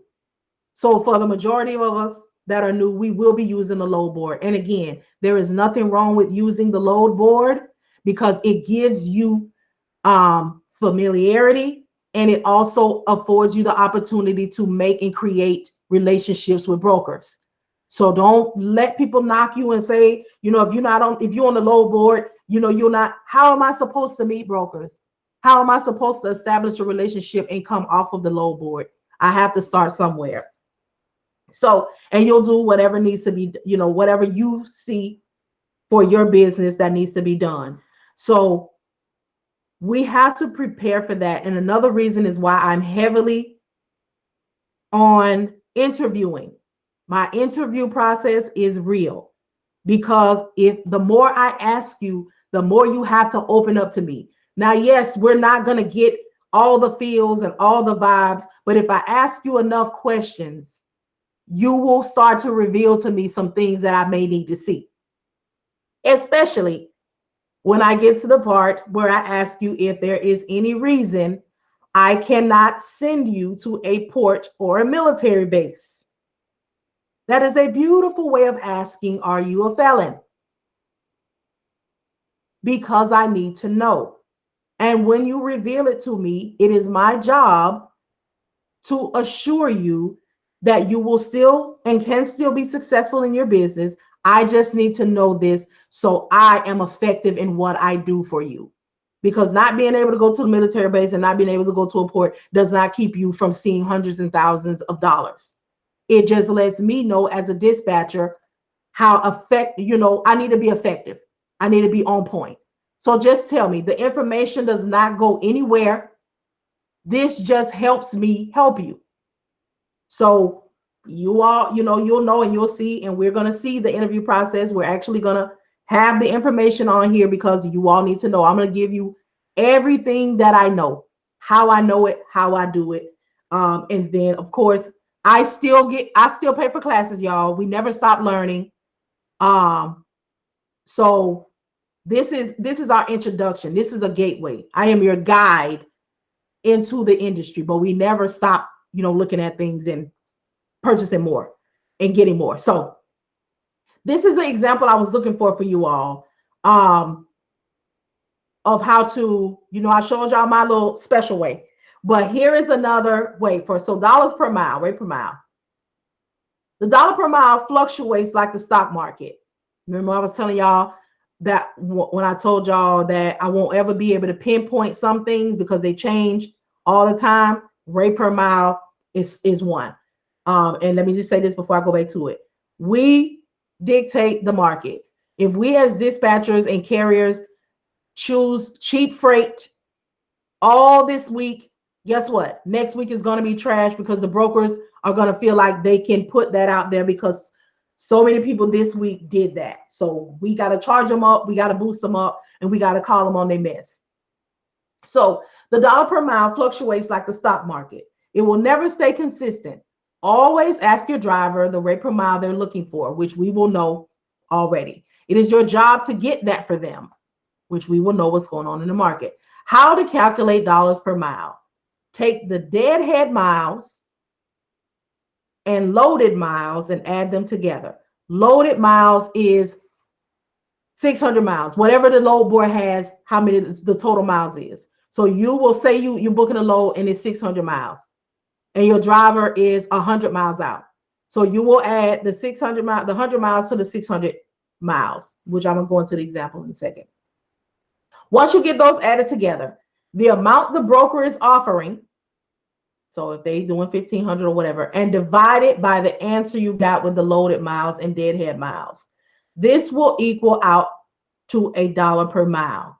So here is the example. A broker posts a load going 2,280 miles and wants to pay $3,200. The driver must deadhead 89 miles, to pick up this load. So the breakdown is 2,280 loaded miles plus the 89 deadhead miles. So the total miles is 2,369. $3,200 divided by 2,369 miles is $1.35 per mile. So if your carrier you knows wants $1.50 a mile, you know that you, number one, you're going to have to negotiate. And then, like I was telling y'all, things to have ready for the negotiation. A flat rate you have in mind. Oh, so my thing about this was the location of where your driver is empty, and always have a flat amount that you want, need, and the lowest you will go. So that is what we want, which is the top. We're gonna take it over. What we need, which is the 8% plus the $1.50, so $1.65, and then the lowest, and that's the break even point. If I can write this and put it in here so y'all can have it. Oh no, it's on the file. My bad. Whoops. Let me undo. There we go. I can't copy it, but okay. There we go. I'm gonna copy this and see if I can put it in the little notes for y'all. Always know that. In negotiation, this is a smaller personal thing. In negotiation, there is where you want. Wait a minute. Yeah, there's what you want, what you need, and the lowest you will go. Have those numbers prepared before the negotiation rates with the broker. Starting a conversation about rates can be difficult. Hopefully this will allow all of this to go in here. Unlike Zoom be having limitations. So here's that breakdown if y'all want to keep that. The number one is what I was trying to do. Can be difficult. Make sure you gauge the broker's attitude. What does that mean? I'm glad you asked. When you contact a broker, you will be able to know what kind of mood they are in, because they will, if they are frustrated and they just cannot get up off that load, when you contact them, you will hear it. You will hear the desperation. Calm them down. You ask them, how's it going? They will tell you. And that's when you go in for the kill. Well, hopefully I will be able to be of assistance for you today and we can get some of this pressure off. I am calling on the load that you have for so-and-so, such and such. Is it available still? Yes, it is. This is what it's going for. You know, you make your thing. You make your negotiations if that's what you need to do. And you have just made a friend. You make sure you ask them if you all move forward, and even if you don't, can I be on your emailing list? That's going to be a good one for you too, Dapper, because you are the owner. So you will be kind of a bigger asset to them because you have the say-so of all of your equipment. So, and I mean, you don't want to do this because they have in the confirmation, I mean, in the broker agreement, that they don't want you to, be making direct contact with shippers that they connected you with. If you do, it has to be a certain amount of time, or the shipper can buy you out. As the owner of a business, you have an out a little bit. So say you contact them and they have something for just say you have a dry van. You only signed up your dry van. That is the piece of equipment that is obligated between you, that broker, and that shipper. Now, if you go get some more and you're having conversations with that shipping manager, run your business. And that's all I'm going to say about that. Not that we are shysty, not that we being shady, but sometimes it be that way. Go ahead, Yvette. Right now my husband, he is a company driver and he have a lot of contact with the shippers, to the different places that he go to. Do you think it would be wrong if he like had a conversation with them before he actually got started with his own? Yes. Not so much that it'll be wrong, but we don't know. See, the difference between your husband and Dapper is his own, he runs his own company. So for your husband, if he wants to,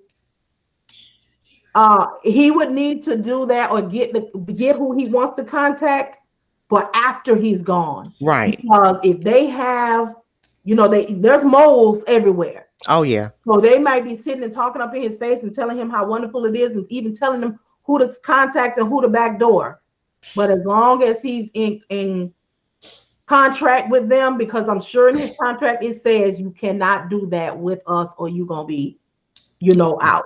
So he can establish relationships, but never allude to or let them know anything. So when he does go on his own, and if he does come there to have a conversation, they won't ever be able to say that he tried to have any kind of conversation when he was in contract with those people. But he will be able to say that I walked in here as Carol's Transportation, and I pitched Carol's Transportation with no talk about, no connection with whoever he worked for. Gotcha. So in that way, he's already gone. So even if they try to spin it on him and they lie, there's nothing that can be done. He has already established his own thing. Okay. Thank you. You're welcome. Because we would never want to operate, wrong out here. But there are some times where we got to represent ourselves. And that's why I was saying that to Dapper, because there is a way around it. And then sometimes it's not even that we go in with the intention. And sometimes, let me tell you what else happens.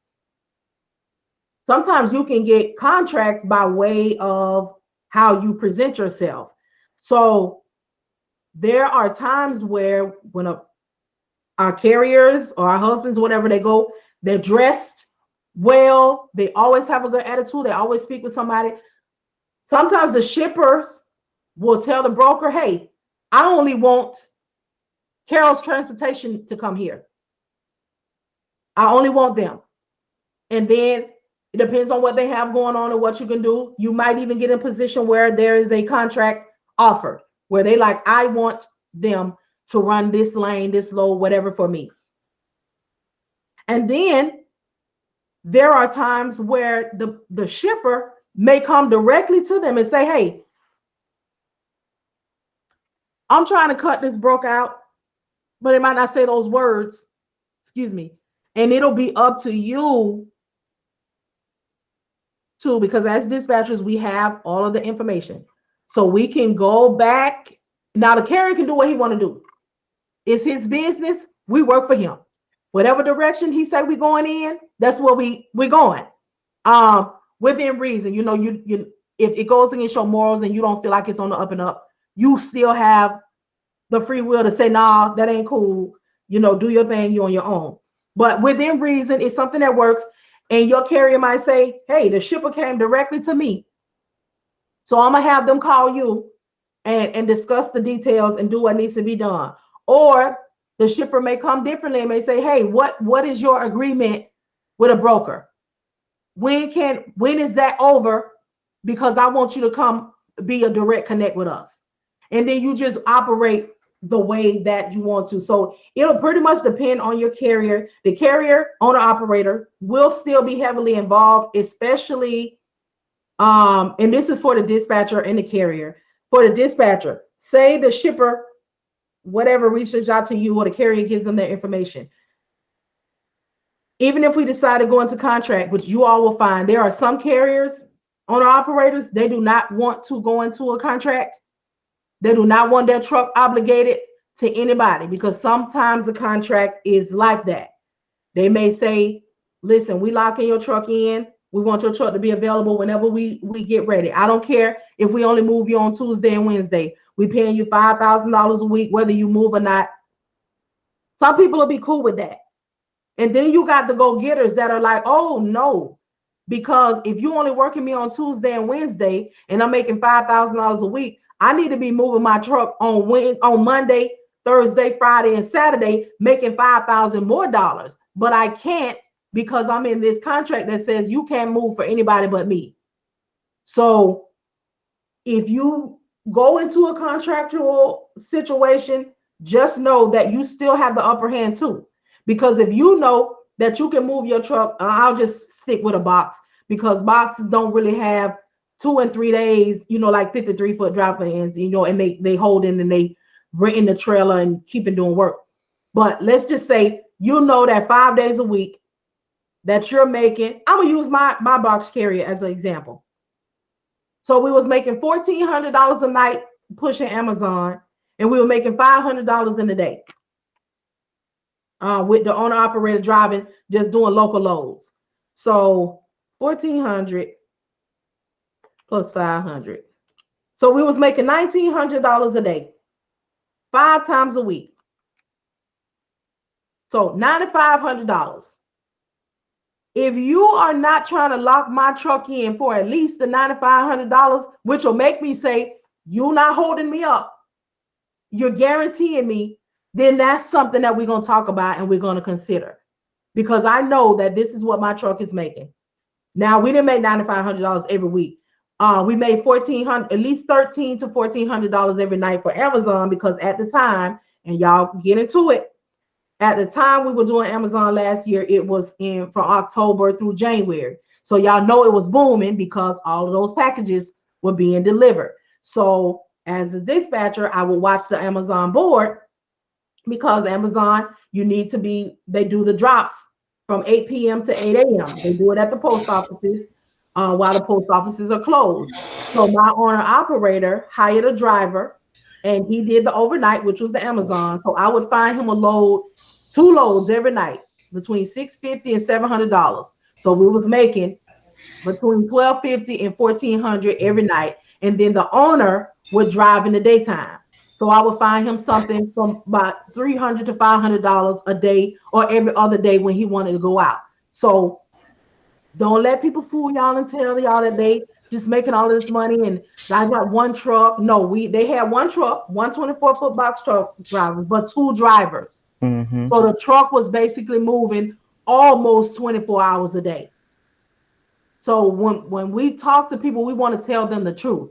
When you do your marketing material, y'all, keep this in mind. Don't say that you're 24 hours when you're not 24 hours. Don't start telling people, somebody need to mute for me. Don't start telling people, oh, come work with me. I'm guarantee you $5,000 a week on your dispatching material. I am a dispatcher. I did not start off 24 hours because I didn't know the flow of how my business was going to work. That's number one. Number two, I, as a dispatcher, cannot make a carrier anything. I cannot make a carrier $1. I can't. The carrier makes his own money when he gets up and decides to move. Because as a dispatch business owner, I am just a dispatch business owner. That is not an action word.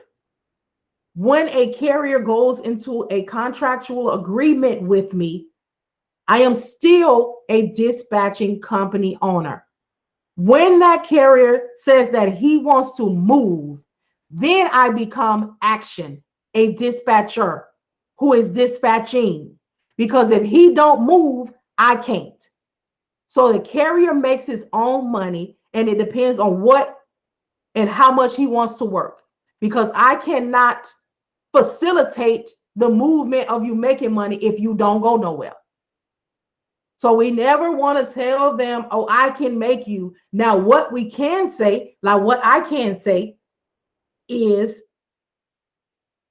I was instrumental in facilitating a transportation business making upwards to $9,500 a week. And how I was able to facilitate that is because the owner operator and the driver that he hired worked every day. That's it. If they don't move, there's no money to be made. So we want to watch our verbiage. A lot of the carriers now, owner operators, are in these same groups. So they know the foolishness. They know what's really going on. They know when they see you come out with your flyer that say you 24 hours a day and that you 7 days a week and that you make $10,000 a week and all of that. They're going to pass you right on by because they know the foolishness. They know the games. They're right in here. What carriers are looking for, which may be one of even the reasons that Dapper 5 is here as a transportation company owner, they want to see education. They want to see that you know what you are talking about, that you are consistent in what you're talking about, that they can see what they need in you, that they can see that you'll be able to answer their questions. They want the knowledge. They don't want to pay us for failure.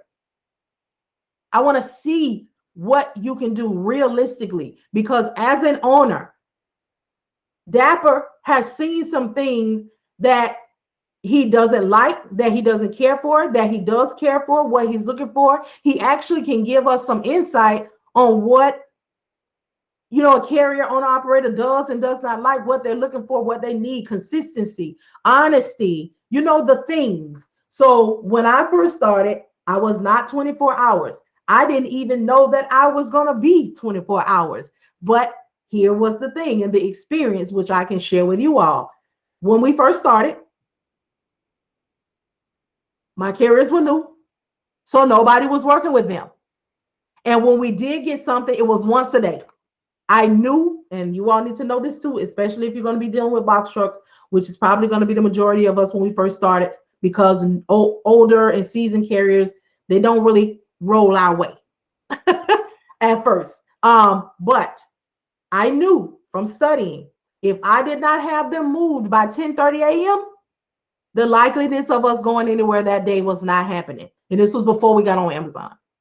So I would find them something, if I found them something, utilizing everything I knew, which means that I was on a load board, I was on Craigslist, I was out here in these streets, pounding the pavement, asking these local mom and pops, look, do you all have other stores in other areas? What do you have? How can I contact? What days a week are heavy? But I was able to do this because my carriers during the interview process, they agreed to go over the road, and they knew that we had to do all types of things except sell butt to move, which means we might have to do some white glove. White glove means we might have to move some furniture.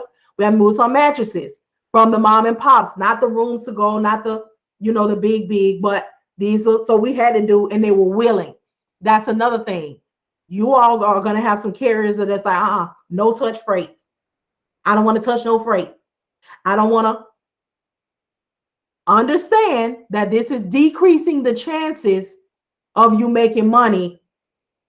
But I can't deter you. I just have to inform you. So that's how we moved. And then we got on with Amazon. I make sure to tell you all that. But, my bad. So if we didn't move by 10:30, the likeliness of us going anywhere wasn't going to happen. So when I first started, of course, with that being done, I was working banker's hours. I was on here 8 to 5. You know, I knew if I didn't find anything by 10:30, that we wasn't going to be moving. I knew that. I could show them proof of that.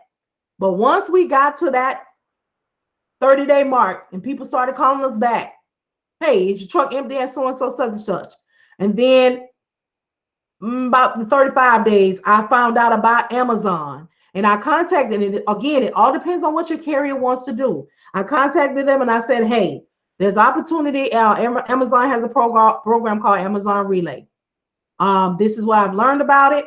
This is what I found out about it. The only thing is you will have to increase your insurance because they have something that's called aggregate insurance. And it's $2 million. You have to get it. Yes, it's going to increase your insurance. This is how my customer service was with my carrier. When I gave him all of the information, this is all he said. Do you feel like me going to increase this insurance is going to help us with movement? I told him yes. He immediately went and got it. I submitted the application to Amazon. We got on and I started watching the board. So I realized, and I'm telling y'all this too, in case that's an offer you want to make with your carrier. I realized a couple of things. That Until you take the first load, everything is going to be low, low, low, low. Once we took the first load, and I also realized that when the loads came out earlier, the loads that we were able to see between 210 and 310, they were really low. $280, $317, like around that range. I also realized that around between 5 and 6:30 in the afternoon, those same $300 loads will jump up to 5 and 600. If you held out between 6:15 and 7:35, they was going to 700. And then the later they would go up. So these were things that I studied, because as the dispatcher, I have to know, even if the carrier doesn't, because I'm running their business and I got to know, what's going on. So that is what I did. Once we took the first load, which was from Florida to Georgia, it was $800. I will never forget it. It was on after that. They started pouring all of these loads in.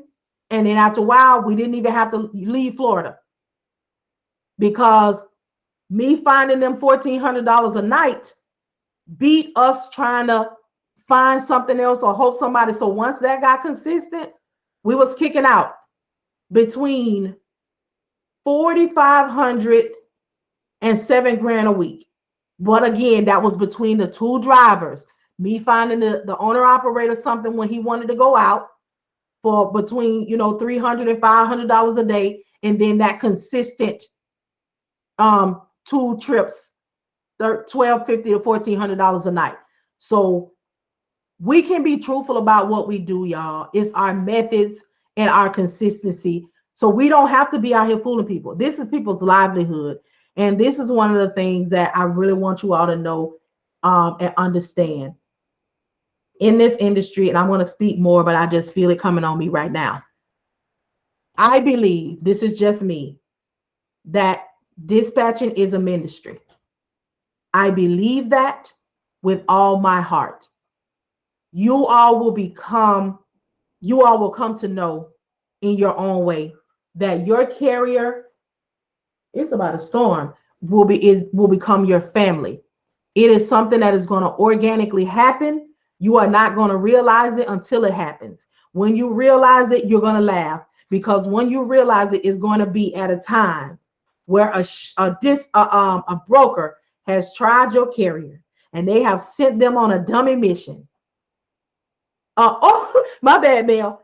I just saw the trees blowing. Then when they send them on a dummy mission, and you're going to find yourself when that carrier calls you and say, hey, I'm out here, there's nobody, servicing me, there's nothing going on, and I've been sitting out here for 4 hours, and now they're telling me they don't have nothing. Something is going to overtake you. It's like somebody tried your kids, and you're going to be like, what? You've been out there for how long? And the broker didn't tell me nothing? You know what? Hold on, I got you. When you feel that feeling, you're going to know that this is my person. I look out for them, they look out for me. Another thing is why I say it is a ministry is we have to have our mind right. We have to know and understand that these people's lives and livelihood are in our hands. Where we send them, what we select for them to, as far as making money. Also, the decisions that we make heavily affect them because they rely heavily on us. We have to remember every day when you get ready to do this, when you get ready to start your day, clear your mind, clear your head, because these are people who are out on this road by themselves. Depression is real. Missing out on things that children growing up, family outings is real, because they cannot just stop what they're doing because their households and the way they maintain will not be maintained. You have to prepare your mind and clear your mind daily, because you do not know what is going to happen on the other side of that line. They may call you up, grown men crying because they got a call that said their mama passed, and they in California, they live in Georgia. They can't get themselves together, and you got to start formulating and keeping yourself together and figuring out how you're going to get them down this road to be here for Saturday, to be here for the service. You all have to prepare your mind in your heart for when women and men drivers are calling you, they are heartbroken. They call their house to speak to their husband, their wife, their significant other. And Jody and Keisha answer the phone. Thank you for keeping the mortgage up. Thank you for paying my car payment. It's a ministry. And if you are not prepared for whatever you may hear, you may get a call from your carrier's phone and it's an officer. They're not telling you something good. These are the things. I got chills and I'm a little bit teared up. These are the things that are important for us to know. This is so much more than just booking a load. Another thing is have your house in order. When I say that, I mean if you have a husband, wife, significant other, there cannot be any insecurities, distrust. If it's already raggedy, this is not going to help it. I told y'all when I started, I was working banker's hours. So it was all love at my house. I was up at 7 o'clock in the morning. Oh, I was doing my things. I was done by 10:30. Oh, I'm cooking dinner. I'm cleaning the house. My husband get home at 6 o'clock. Oh, I'm a real June Cleaver around this thing. My husband get home 6:30, 7 o'clock. Oh, all is wonderful. Dinner is done. Let's have some wonderful marriage ministry and just knock out for the evening. And I'll do it again in the morning at 8. But when people started working with us, and 6 o'clock being finished was just being the beginning of the day. Now, my husband, he didn't really have trust issues, but he had a little side eye because for weeks it was 8 to 5. He like, oh, she's gonna be an entrepreneur. These gonna be the hours. Dinner gonna be done every day. The house gonna be clean. She gonna be in the mood for marriage ministry. Oh, but then the reality, when things pick up. So start talking to your family now. People are going to tell you, oh, you work from home. You'll be home with your kids all the time. You'll be in the same house. But when you start to do this effectively, you will not be with your family. You will really be working your business. So what I had to do for my husband, especially when we got on with Amazon, and I would find my daytime carrier something and I would go to bed because I already told him, I told you all, I showed him everything that I do, even though he was reluctant as ever. He was like, you do it, you got it. But I showed him and I told him, I should never know more about your business than you. And again, we never know what may happen and you need to know. So once I would find him something in the morning, I would go to bed. Me and the night carrier, we would sleep during the day because we knew we was going to be together all night from 8 p.m. tonight or whenever he got started until 8 a.m. in the morning, whenever he finished and was headed back home. That's when I got into 24 hours because boom, boom, it changes. And you treat your carrier when the times change, you treat it like you treat your newborn. When the baby sleep, you sleep. Because when they up, you need to be up until you train them, but ain't no training in this. It is what it is. So I had to get my husband when I started having to be up and answer that phone 12, 1, 2 o'clock in the morning because no man, no woman, whatever kind of relationship you in, when the time change that you're talking to another person at these times of the day, and it's real drastic times of the day, because when we was courting or whatever, these was the times of the day when we was on the phone doing whatever we was doing and talking about whatever we was talking about. So I know you telling me you must answer another man at this time. Yes, I do. So what I did for him,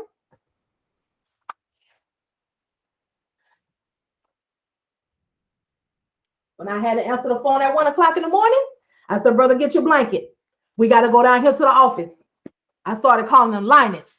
Linus, get your blanket. Come sit right here. Watch me on this computer. Watch me on this phone. This is what I got to do. You sit right there and sleep. Started answer the phone 3 o'clock in the morning. Wake it up. It's time to go to work. Come on, Linus. Get your blanket. 5 o'clock in the afternoon on his days off. Come on, sir. Come watch. Baby, the next time I tap that shoulder at 2 o'clock in the morning, he said, go and talk to your boyfriend. Leave me alone. But you kind of have to let them see, what you do. Sometimes it's not about distrust or anything like that, but come see what I do. If you understand what I do, then you know that, when we out to eat, and I have to tell my husband too, it's not that I'm always on, but if I tell you that my carrier is out, at 3 or 4 o'clock in the afternoon, and you want to go to lunch, understand that when he calls me, my side piece is disrupting lunch. Now, if you wait till he get to his final destination, 6:30, 7 o'clock, and we want to go ahead and catch dinner, then we could do it uninterrupted. So it was just all about bringing him into my business, like helping him understand, so it doesn't look like I'm always working and I'm always. So once you get past that, and you'll find your way. You know the things. But I just like for us to know that we need to know. I feel like we need to know all that we should expect.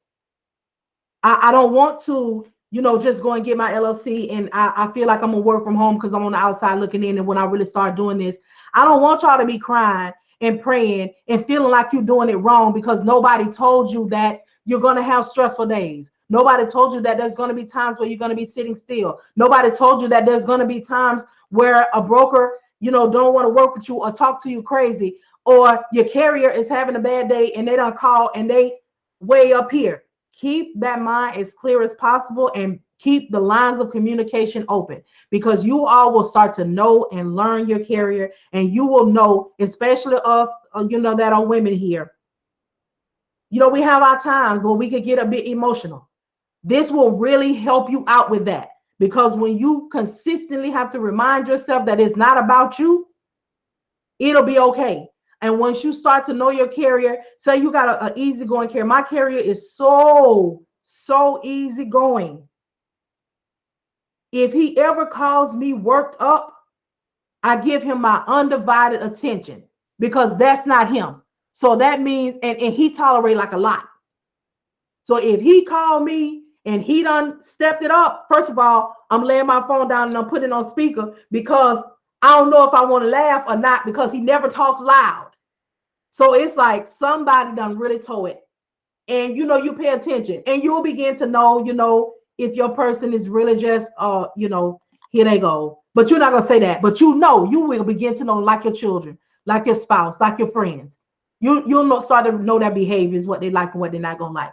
But these are the things that we need to know. We need to know, and we need to be comfortable with. I'll go ahead and say this now, with firing our carriers. And I will help you with that.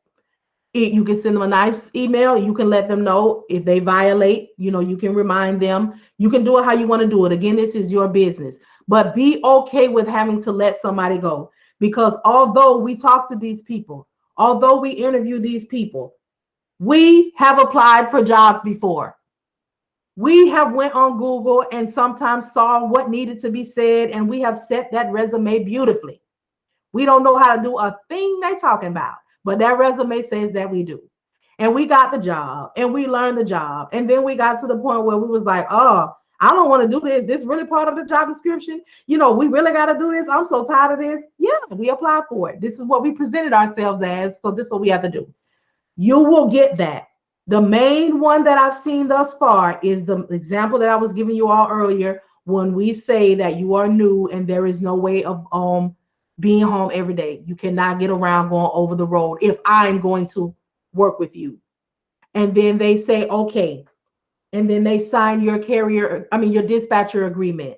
And they feel, since they signed that dispatcher agreement, that you are locked in with them. And now they're going to tell you, did you receive it? Yes, I did. Well, I'm just going to go ahead and tell you now, I need to be home every day. And we already in the contract now. No, because when we were talking and I sent you that email and I said, per our phone conversation, we discussed and we agreed to. So since you have now violated what we agreed to, I will no longer be able to be your dispatcher. Good luck with your endeavors. So wherever you get ready to go spray me all over these people's internet, I can just go ahead and defend myself with one simple email and we're done.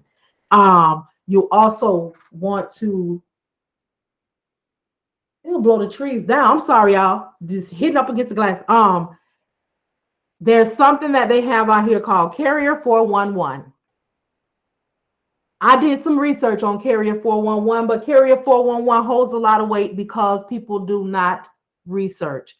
So they have something out here called Carrier 411. It is where a broker can report your business and say that you did A, B, and C to them and do not use. And they put you on what's called a do not use list. And it goes across the board, however it goes, and it gets to all the brokers, and they will not work with you. Well, you can defend yourself against this situation, but we want to be careful not to get into it. So, as the dispatcher, we are the voice of the carrier. So, if we are nasty to a broker, that goes against that authority and that business name, not us.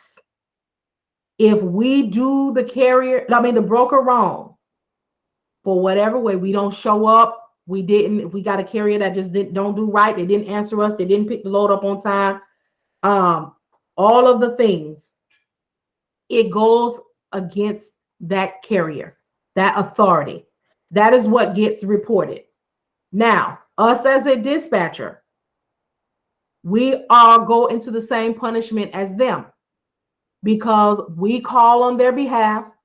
Our phone number is what is in the system. So by default, we go down with them. When I see behaviors like this from carriers, I immediately address it. And if it is severe, I will fire them immediately. I only have one, I think I told y'all, that is severe for me, immediate. And that is when you do not let me know that you work with somebody else and we were supposed to be moving. I will fire you immediately for that because I have to explain to that broker why you didn't do what needed to be done. And I don't like lying. And I don't like problems. When you put me in position to have to lie for you unnecessarily, now look here, I'm up for a good one if I need to. We just gonna be honest folk here. However, I feel like this. I'm a mama. And this is what I tell my kids. And you tell your kids whatever. If it's a lie, let me tell it. Tell me the truth. Tell me that you are working with somebody else. Tell me that I overslept and I messed up. I got you on one. We're going to have our conversation, but we're going to be a united front in front of this broker. Look here. He got a flat tire. He getting it fixed now. Please forgive us. We'll do right by you the next time. But I'm going to tell you, I'm going to know you will sleep. You had 2 minutes to drink, whatever the things are. But that's one of the things is as the relationship between us and the carrier. We should be able to be honest with one another about what we need to do concerning running this business, being successful in this business, understanding one another, and ultimately get into the money. Because if you have heard me talk any amount of time on any place, I will let you know that if you're not passionate about this, it's not happening. If you're chasing money, it's not happening. It is not a quick return. It is not an easy task or any of those things. It can be done, but you won't get away from the work. And I know I get lengthy in conversation, but we have to know all of the things. And it is important to me that you do know. So those are the things that I wanted to just put in there as far as how this goes, how this feels, because how this feels is important. And if you aren't empathetic and sympathetic towards mankind, this is not going to be for you. You have to understand. Another thing that I do as far as making sure the safety of the carriers, this is just me. You can use it if you want to. Whatever you need to do. I am heavily, heavily, heavily serious about sundown towns. If I have a carrier who is an African American of any sort, I am very serious about sundown towns. I am from Florida, Rosewood Real. If you do not know what a sundown town is, please Google it when we get from here. A sundown town is a place that we are not welcome when the sun goes down. In the daytime, it can be a beautiful place. It's a wonderful place for shopping. It's a wonderful place for eating. Everybody is so welcoming and all is warm. Oh, but when the sun goes down, for many, many, many, many, many years, Many of us have never been seen again, and there's never been a real open investigation for us. So you will find the things that you want to do in your business, but for me, that is a major one. I need to know where you're going because I need to make sure you get home. And that will be on me. Remember when I was telling y'all earlier, it is on us, their livelihood. If I send them to a place of danger and I am not aware of the danger and they never go home, y'all won't even hear from me no more. That will take me down because it is my fault. Because we are supposed to be looking, we are supposed to be researching, we are supposed to be aware of where we are sending people as a dispatcher. Again, it's more than booking loads. But when we hear about it, all we think is, oh, I'll be able to work from home. All I got to do is find them a load and they just pay me some money. No, maybe at a time, maybe even at a company, when you clock in and clock out, you don't really have to worry about nothing. You just come in and you run them in. But we are independent dispatchers, which means the entire responsibility of the admin facilitation parts of their business is ours. And if we do not route them correctly, all can go down. As far even with their money, keeping their businesses up, just all of the things, we are responsible. And I want you all to know the responsibility is more than just some admin paperwork. And again, like I told you all yesterday, start thinking about your set of parts, what you want to do, what you want to offer separately, what you want to do. Like my set apart is probably the plan of action. That's something that I implement because I worked doing that for years. So I know that when I'm training somebody, what you want to talk about, when I'm a supervisor, this is where you start and where you want to be. If you all have worked in a place, y'all know what I'm talking about. If you got in any part of leadership, where do you want to go? Where do you see yourself? The things. I just can't get away from that. So I just implement that into my business. And if you want to take it, there's nothing that I tell you all that you cannot take, that you cannot have. This is our business and we want to be successful and we all need ideas and stuff. So that's it for that little chapter there, that little, when I feel it, I'm gonna say it. So we're gonna finish out negotiation and then we'll be finished. But this is just like the last part for negotiation. 3 major don'ts, which I told you all already earlier. Never negotiate using overhead costs. So my man got his truck to payment, he got his insurance to pay. We all, have that. So we don't want to use that. But the dues is, which I told you all already, how close are they? Make sure the reason for negotiation is based on the weight of the load.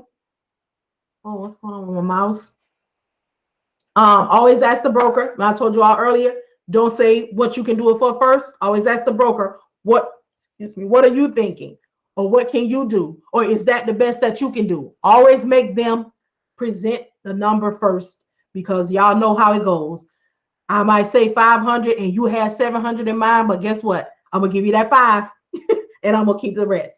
So we always want to let them kind of force them to lead out. And this allows you to see how far or how close they are to the number that you're wanting, which is basically what I said.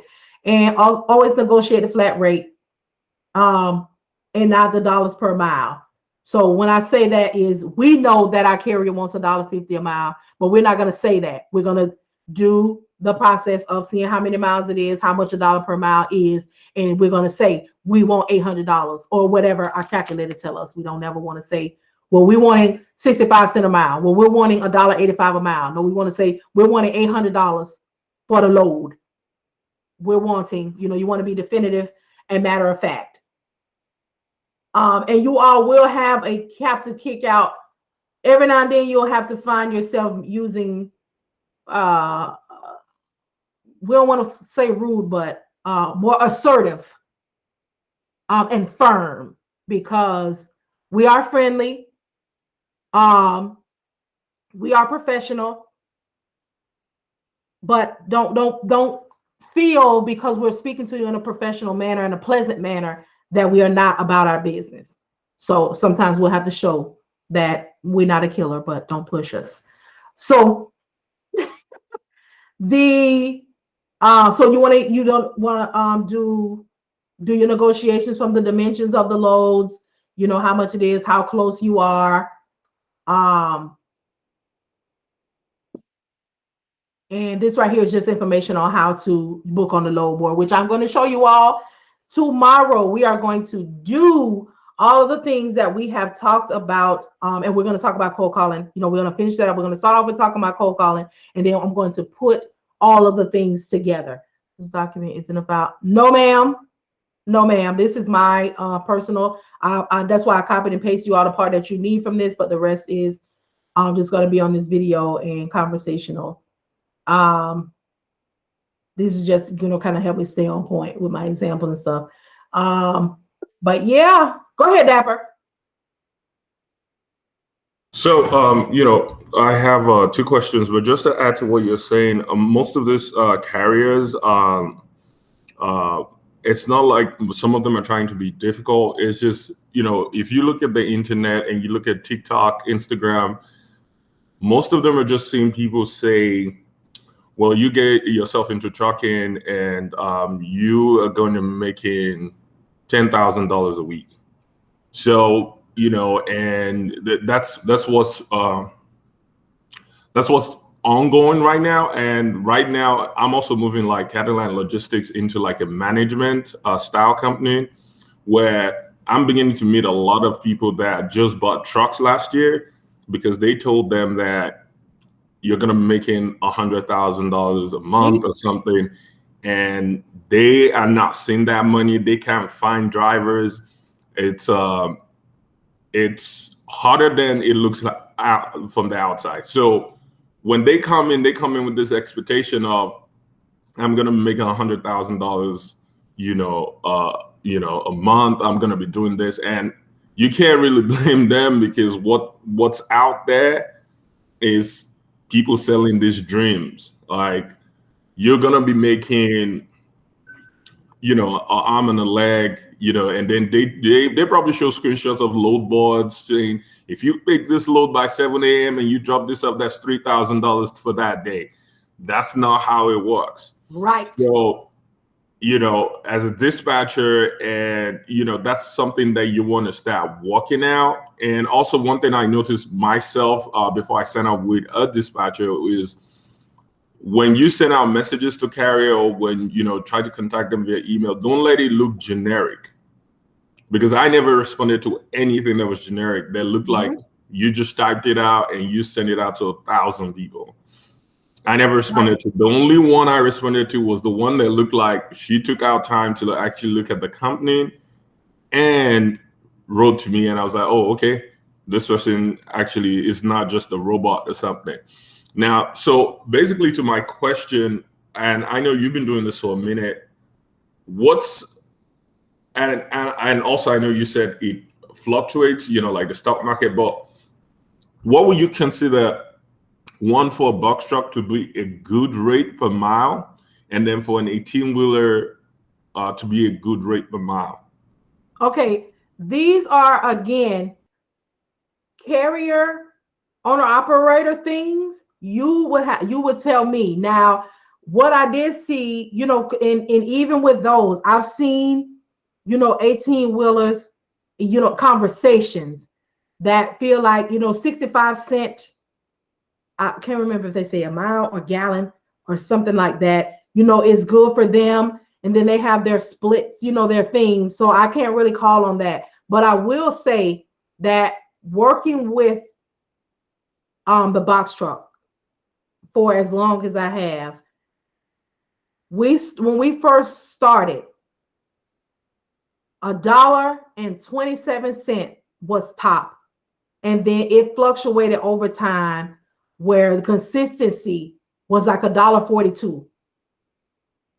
A lot of times, especially when when the pandemic happened, we was getting $2.50, $3 a mile, because that smaller truck was able to do different things. And again, it depends on who you're working with. So that, again, I will not be able to put a pinpoint on it, especially when it comes to 18-wheelers, because I have not run an 18-wheeler yet. So I usually speak on numbers from experiences that I watched, that I studied, that I know and saw the fluctuation and the consistencies and inconsistencies. And it also depends on brokers as well, because the market, like I was saying earlier, those fluctuations go on what we choose. If we take these crappy loads, they're going to stay at crappy prices because the brokers know somebody going to take it. I don't care if it's not you. I already know. So that's how it stays in fluctuation like that. But if we all do the same things consistently, like, no, we're not taking no low freight, they won't be able to offer it, and they're going to have to do better. And did I answer the whole question? Oh, yes. Okay, and then I wanted to speak on what you were saying earlier, about what is out there. So you all will hear me say this often. What I say is not law. What I say is from what I've read and what I studied, but research. So when these people jump into, when I talk about chasing money and getting in this industry and chasing money, all the first thing we see is this is an $800 billion industry. And it has been for years. And the reason that it's still 800 billion plus is because nobody is getting their piece of the pie. That should tell people sometimes something off top. How can something still be the same? It didn't get to 799. Like, it's still 800 plus billion all this time. That tells you that it's not quick money, and it's definitely not easy. And another thing is, chasing money is why people are getting duped. You're chasing, I'm sure somebody had the experience of making $100,000 a month. It can easily be done with Amazon, if you got enough trucks and you run relay and you're making $5,000-$10,000, a week. But let's talk about the reality of just the trucking industry outside of the private industry, Amazon. You could probably make $100,000 with some variables, the proper equipment, the willingness to get out here and work consistently, and researching. This is an industry that you cannot just take somebody's word for it, especially when you're taking your last to invest. You got to know. Y'all see me all over this internet. I go live. I put the information on YouTube. The reason that I give all of this free information that can help you out is because I believe in what I'm doing. I know it can be done, but I also tell you, you got to work. You got to research. I have now got into the space in my business that if you come to me and you have not done any type of research, that means, hey, how do I get started? What do I do to be a dispatcher? That lets me know that you're not going to thrive. Because when you come to somebody with questions, I've already looked into it. Hey, I started this. I looked at this. I don't understand. You present something to them. That tells me that you will take initiative, because we work for ourselves. If you don't have no get up and go, it ain't going to go. So although it is not likely, and there's another reason, there's another thing as well why I tell people to have a cushion when you get started. But I believe this too, Dapper, that some of the people who are making that, especially when they jump out the gate, is what I was telling you all earlier about what I can buy into. If you already have $1 million business that's running like a well-oiled machine, and all I got to do is pay $10,000 to latch my hook, to put my tractor, my trailer on your caboose, of course I'm going to be turning profit, because the profit already turning. I'm just getting my percentage. And that's another thing that Dapper's saying too, and I completely agree. People aren't telling us everything. They're not telling us the reality of what they're doing. They're just showing us, look at this. Ain't this beautiful? Don't you want this to be you? Go ahead and give me $600. This could be you. Go ahead and give me $2,500 and this could be you. What work did you do? That's what I come to tell y'all. How I was crying, how I was praying, how we didn't move, how it didn't happen for days. How I've been in business since 2017 as an entrepreneur, just period. And only this year, when I this past year, when I really focused and found what I wanted to do and knew where I was purposed to be, did I start seeing a couple of zeros, not consistent, and not a whole lot of them, and not a comma, on what one comma, 2,500, something like that. But the real, I tell you all the real, and I show you the receipts. If anybody got my book, or anybody who knows about, in my book, my homeboys, Marian in the Box Truck, I show receipts of how it wasn't hard to making nothing. And then when we started doing something, this how much I was making as a dispatcher, $300 to $400 a week. This how much my carriers was making. The real. That's what I need to see. Don't show me all of this money in your bank. Is it even yours? Can I see your name? Can I? So we want to. I'm very serious about when people are investing. You need to know it's not quick. Please don't use your last. Make sure you can take care of whatever bills you had before you made this investment, because it's not going to be quick. And then another thing I wanted to talk about is when you hire a driver. So I was in the process when my owner operator was hiring a driver. As a dispatcher, we don't do that unless that's a service that we offer, and you talk about that and y'all get your pay for that. But I was involved. He involved me because I was going to be working with the guy. So he wanted this, when he interviewed people, he wanted me to hear how they sound, if they were aggressive, if they was, do they listen, just some of the things that we're going to have to do, because they was going to be working with me. And one of the things that I told him, he would always ask me, what do you feel about? How do you feel about? What do you think about? And when he was getting ready to he's getting another power only now, and he's getting a trailer. And I told him, I said, this is what I feel. This is what I think. I think whatever you're getting your driver, it needs to be the same thing you want for yourself. And he was like, oh, I'm going to make sure I get him a good truck. I'm going to make sure, that he has a sleeper. I say, yeah, but is he going to have a microwave? Is he going to have a refrigerator? Because the less you have for him on that truck, the more you dipping out of his money. The more you dipping out of his percentage. And he was like, man, I didn't think of that. How did you? I said, I don't know how I think of it either. I don't drive no truck. I ain't been in, but I just know that y'all take money from that. When y'all have to get them a hotel room, you take that from them as if it's their fault. But if you dress that truck with everything they need, and they can buy their groceries and they can cook their food, you don't have to get them a hot plate, but put them a microwave and a refrigerator, an air conditioner, a bed, shoot, maybe even throw in a humidifier, because I'm thinking about how you breathe, because you're gaining this weight over that road, just the things. And that's exactly what he's getting for them. And I was just kind of laughing, because I was just, I was telling him, I was just saying, he said, nobody makes sense. And I realized, and he did too, that that's how you're going to keep a driver.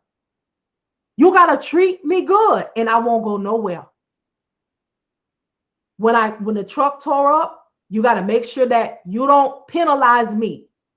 You need to have a cushion. So if the truck tore up and I'm making, let's just say you might put in an agreement, when the truck is broke down, I'm still going to pay you $250 a day, because it's not your fault that wear and tear happens to the truck. This is just stuff that I think about.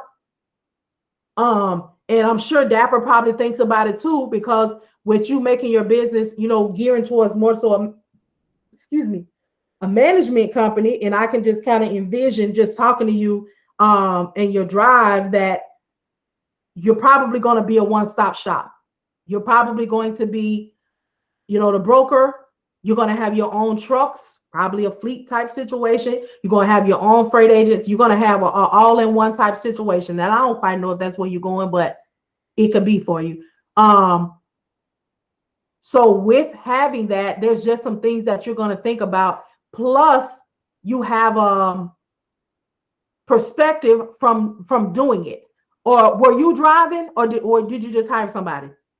No. So I just hire, and you're right. We want to be a one-stop shop, and the way I'm thinking about it is, having dispatchers, like, people in this class, I can reach out to them. So having that whole team of people that can be, okay, so if I'm negotiating with a shipper, it's like, you don't have to look for anything. Right. You know, we have dispatchers we can tap, we have drivers we can tap, you know, that whole thing. And because for me, that's the only way to kind of make sense of the entire industry, because Yes. it's so fragmented, you know, like, and, you know, to kind of add to what you were talking about, for most people, telling them they have to pay their drivers when the truck is in the shop is probably going to kill them, just the thought of it. But one thing I found to work out properly, and that you might, you might suggest to a carrier, is signing up with trucking rental companies like Penske and Ryder. So that way, you might not be you might not be making a ton of money, or you might be barely breaking even. But then you can rent a truck from them, still keep that driver going, and then the driver gets paid, and you can pay for fuel and everything. And on top of that, if you were carrying a load before the truck broke down, to the broker and the shipper, you look like a responsible carrier. Mm-hmm. Because regardless of what happens, you still deliver the load, you still make sure that things were going smoothly. Now, you're not going to make money off of that, but people would know that you're a dependable carrier. Right. You know, and then, go ahead. yeah, go ahead. But see, you are a businessman, and let's just talk about the reality of a lot of people who are entering the industry. When you are about your business, you know how to run your business. A lot of people don't realize that you are the owner. So when you are making money, just in my mind, you need to be putting away money for the maintenance of the truck, for the few, just for things. And we have so many that get into it, they could not afford it, they have no cushion. So every money that they're making, they got to put it on all their bills. So when the truck break down, they don't have anything for it. And that is why it is important. And I'm about to show y'all what's important, to put the monies that you make back into your business. Y'all signed up for this course. Put money back into your business. Y'all signed up for this course. Guess what? I got some paint to make sure the area is nice for y'all to look at. I've got me a more expensive and a bigger thing here. I got me some stuff for the recording and for the hold on to. I went and got me some more paper, a stapler, you know, the things that I'm going to need. And it's a program that I'm working on that I want to be able to put these recordings on, you know, for the next people. I took that and I put it in my business. I don't know. This is just me in my area of entrepreneurship. If anybody's going to pay for anything else. So I can't go, you know, get my hair done and go get me a new car and go get, I got me a couple of $100. If I would have came on here, this was just for me. I said, if I come on here with this same raggedy paint that's on this wall from when I moved in this place and we need to hook it up, that's not what's up. I want you all to be, I want it to be appealing. I want you to be able to see that when you invested in me, which helped me invest it in my business. So when I come on here to talk to y'all, I want to be able to be clear. You know, y'all can see me on a nice little piece of camera. You know, my internet bill paid. I got a little top notch, so I'm not delayed. So in your business, you want to be able to pour into it. And I appreciate Dapper. You are actually a blessing to me by being here, because for all of us, because we are actually being able to have the experience, get the experience from an owner operator, from somebody who is doing this business and who is moving along in the business with us. And y'all heard what he said. He want to be able to contact y'all because he knows, guess what? You are very wise, sir. He knows that if you all need anything or you need placement or whatever contractual agreement that you want to go to, guess what he knows? I know where they come from. I know what they know. I know that I can trust them to move cohesively with me because we came from the same place in this area that there's a need of my business. Come on now. But so yeah, and with the changes that are going to be happening, I will not be surprised, if people reach out or there is contact made as far as being freight agents, because everybody's not going to want to become a broker, or everybody might not be in a financial position to become a broker at the time that the changes may occur. But if you have built your book of business and you say, hey, Dapper, well, that's not his name. It starts with an A, but I just can't pull it out. Akin. What is it? Akin. Akin? Yeah. Akin. Yeah. Hey, y'all, let's reach out. I'm going to reach out to Akin. Hey, Akin, this is Marian. We went to training class together. I am wanting to be a freight agent. Do you have any openings? How can we have our conversation, or whatever, however that goes? So y'all make sure that we keep up with each other, but we all in the group together too. So we will definitely have conversations and talk about our experiences. So yes, so that is what is happening. These are things that we need to, to keep in mind, and that we need to know. And we are able to get a lot of reality from each other. I am actually, and I'm anxious also to watch Yvette's husband's business grow too, because it'll be an experience for us that she can share, like, when they got out there, how was it? But you are able to prepare, get your cushion ready. You're able to know the things, and you'll be able to be surrounded by people that'll be able to help, and you have conversations. Because I consider all of us, even when we finish and we go into other groups together, we co-workers. We are each other's network, because what's going on, we can express the things, and there's all of the things. But so yeah, and this right here is just the part that's saying that the broker's going to see the rate confirmation, and just tips that I already said. Have great communication with the brokers and the drivers. The better the communication, the better off we all get along, with loads and things. Be able to take on situations as they come. Do not get stressed. There is going to be a level of stress that we just cannot get away from, but we can't allow it to take over. We can have moments, but we can only do what we can do. We cannot get blood from a turnip. So yeah, that's it. And have a positive attitude.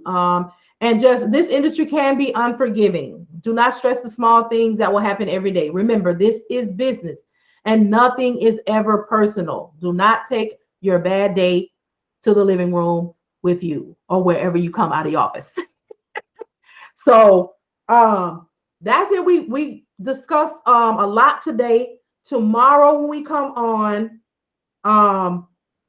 if you have your computer, if you're ready, pull up have your things pulled up. We're going to go over cold calling, credit checking, looking at the load board, and we may even contact a broker, so you all see how it goes, because next week is going to be all action. We're going to be doing it every morning. And we have a couple of carriers that have agreed to allow us to operate with them. And again, the agreement that they agreed to is next week we will run them for free. We'll look for, do services for them for free. And then the following week, which we will be on Monday through Wednesday, 8 a.m. to 2 p.m. is when I'll be here. If you can't make it, of course, because I want to be available to help you all run them. We will be charging them 3% of each load that we find for them. And if we have enough of them, and if you need one, are going to assign you one. And for the next 30 days, you will run them for the 3%. That is our appreciation for allowing them to be our practice. And then after that, if you all want to stay together, or you want to increase, that will now be your client. I do not get any percent. Y'all know I do not play. If you don't know, I don't play money games. So it's not like I'm charging them 5% and I'm getting 2 and y'all getting 3. This is a favor for me, and it helps me out, and it helps you all out. And y'all know I'm all about making it as easy as possible. Dapper, if you have some that we can, practice with, that you could submit to us. We'll appreciate too. We won't take them because we know that they're they're yours. But if we could just, have access to find loads for them, that would Okay. be appreciated as well. So we Okay. can learn and we can try to see as many scenarios as we can.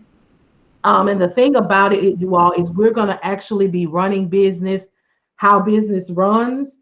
I don't believe in trying to give an example in what we do because we are independent businesses. So trying to just find something generic for you to see and let's just watch.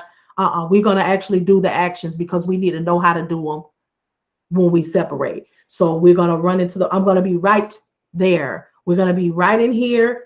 Next week, I'll be here, we'll be doing it together. But the following week, when we're here Monday through Wednesday, 8 to 2, I'm going to be silent, but I'm going to be here. So when you have a problem or whatever is happening, I'll either come on live or I'll type to you what to do. But that'll be our final week. So we're going to work out all of the kinks, but I won't be throwing anybody out there and you got it now, you out. I don't believe that. I need to see, and I need for you to have a certain level of comfort. Like, although we're on our own, situations do happen, so we won't leave each other until after that. And like I said, hopefully at that point everybody will have a carrier. So I am hoping and praying that we all leave class with a carrier. So that hard part is out of the way. Again, I can't guarantee it, but I'm sure goodness working on it. So I appreciate y'all. That is our time for today. As soon as this loads, I'll be posting it to the group, and I'll also be taking pictures of the board again today and posting in there so you can have the information. Again, I am available in the group for questions, and I check it until 5.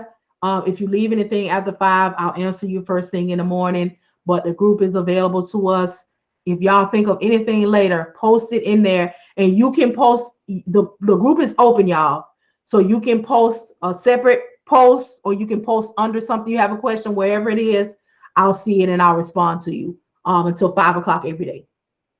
All right. Anybody got any more questions? Any concerns? So I know this is probably a singular question. So I've not used Facebook in a minute, and I tried to I couldn't find the live thing after yesterday, and I also tried to find the video from yesterday. I couldn't see it. Is it possible for you to just email me a link to the video directly so I can? Because I went in. Yeah, Yeah. I won't be able to do that because it's entirely too long. However, I will go in the group and tag you under the things that you need, and hopefully Okay. it'll bring you right to them. Okay. Thank you very much. Okay, I got you. I'll do that right now. Okay. Thank you. No problem. Anybody else? Oh, Nothing here. no problem. All right, so I will see you all in the group and definitely in the morning. Thank you all so much for your time. I greatly appreciate you. Thank you. And I will talk to you all later. Thank you. You're welcome.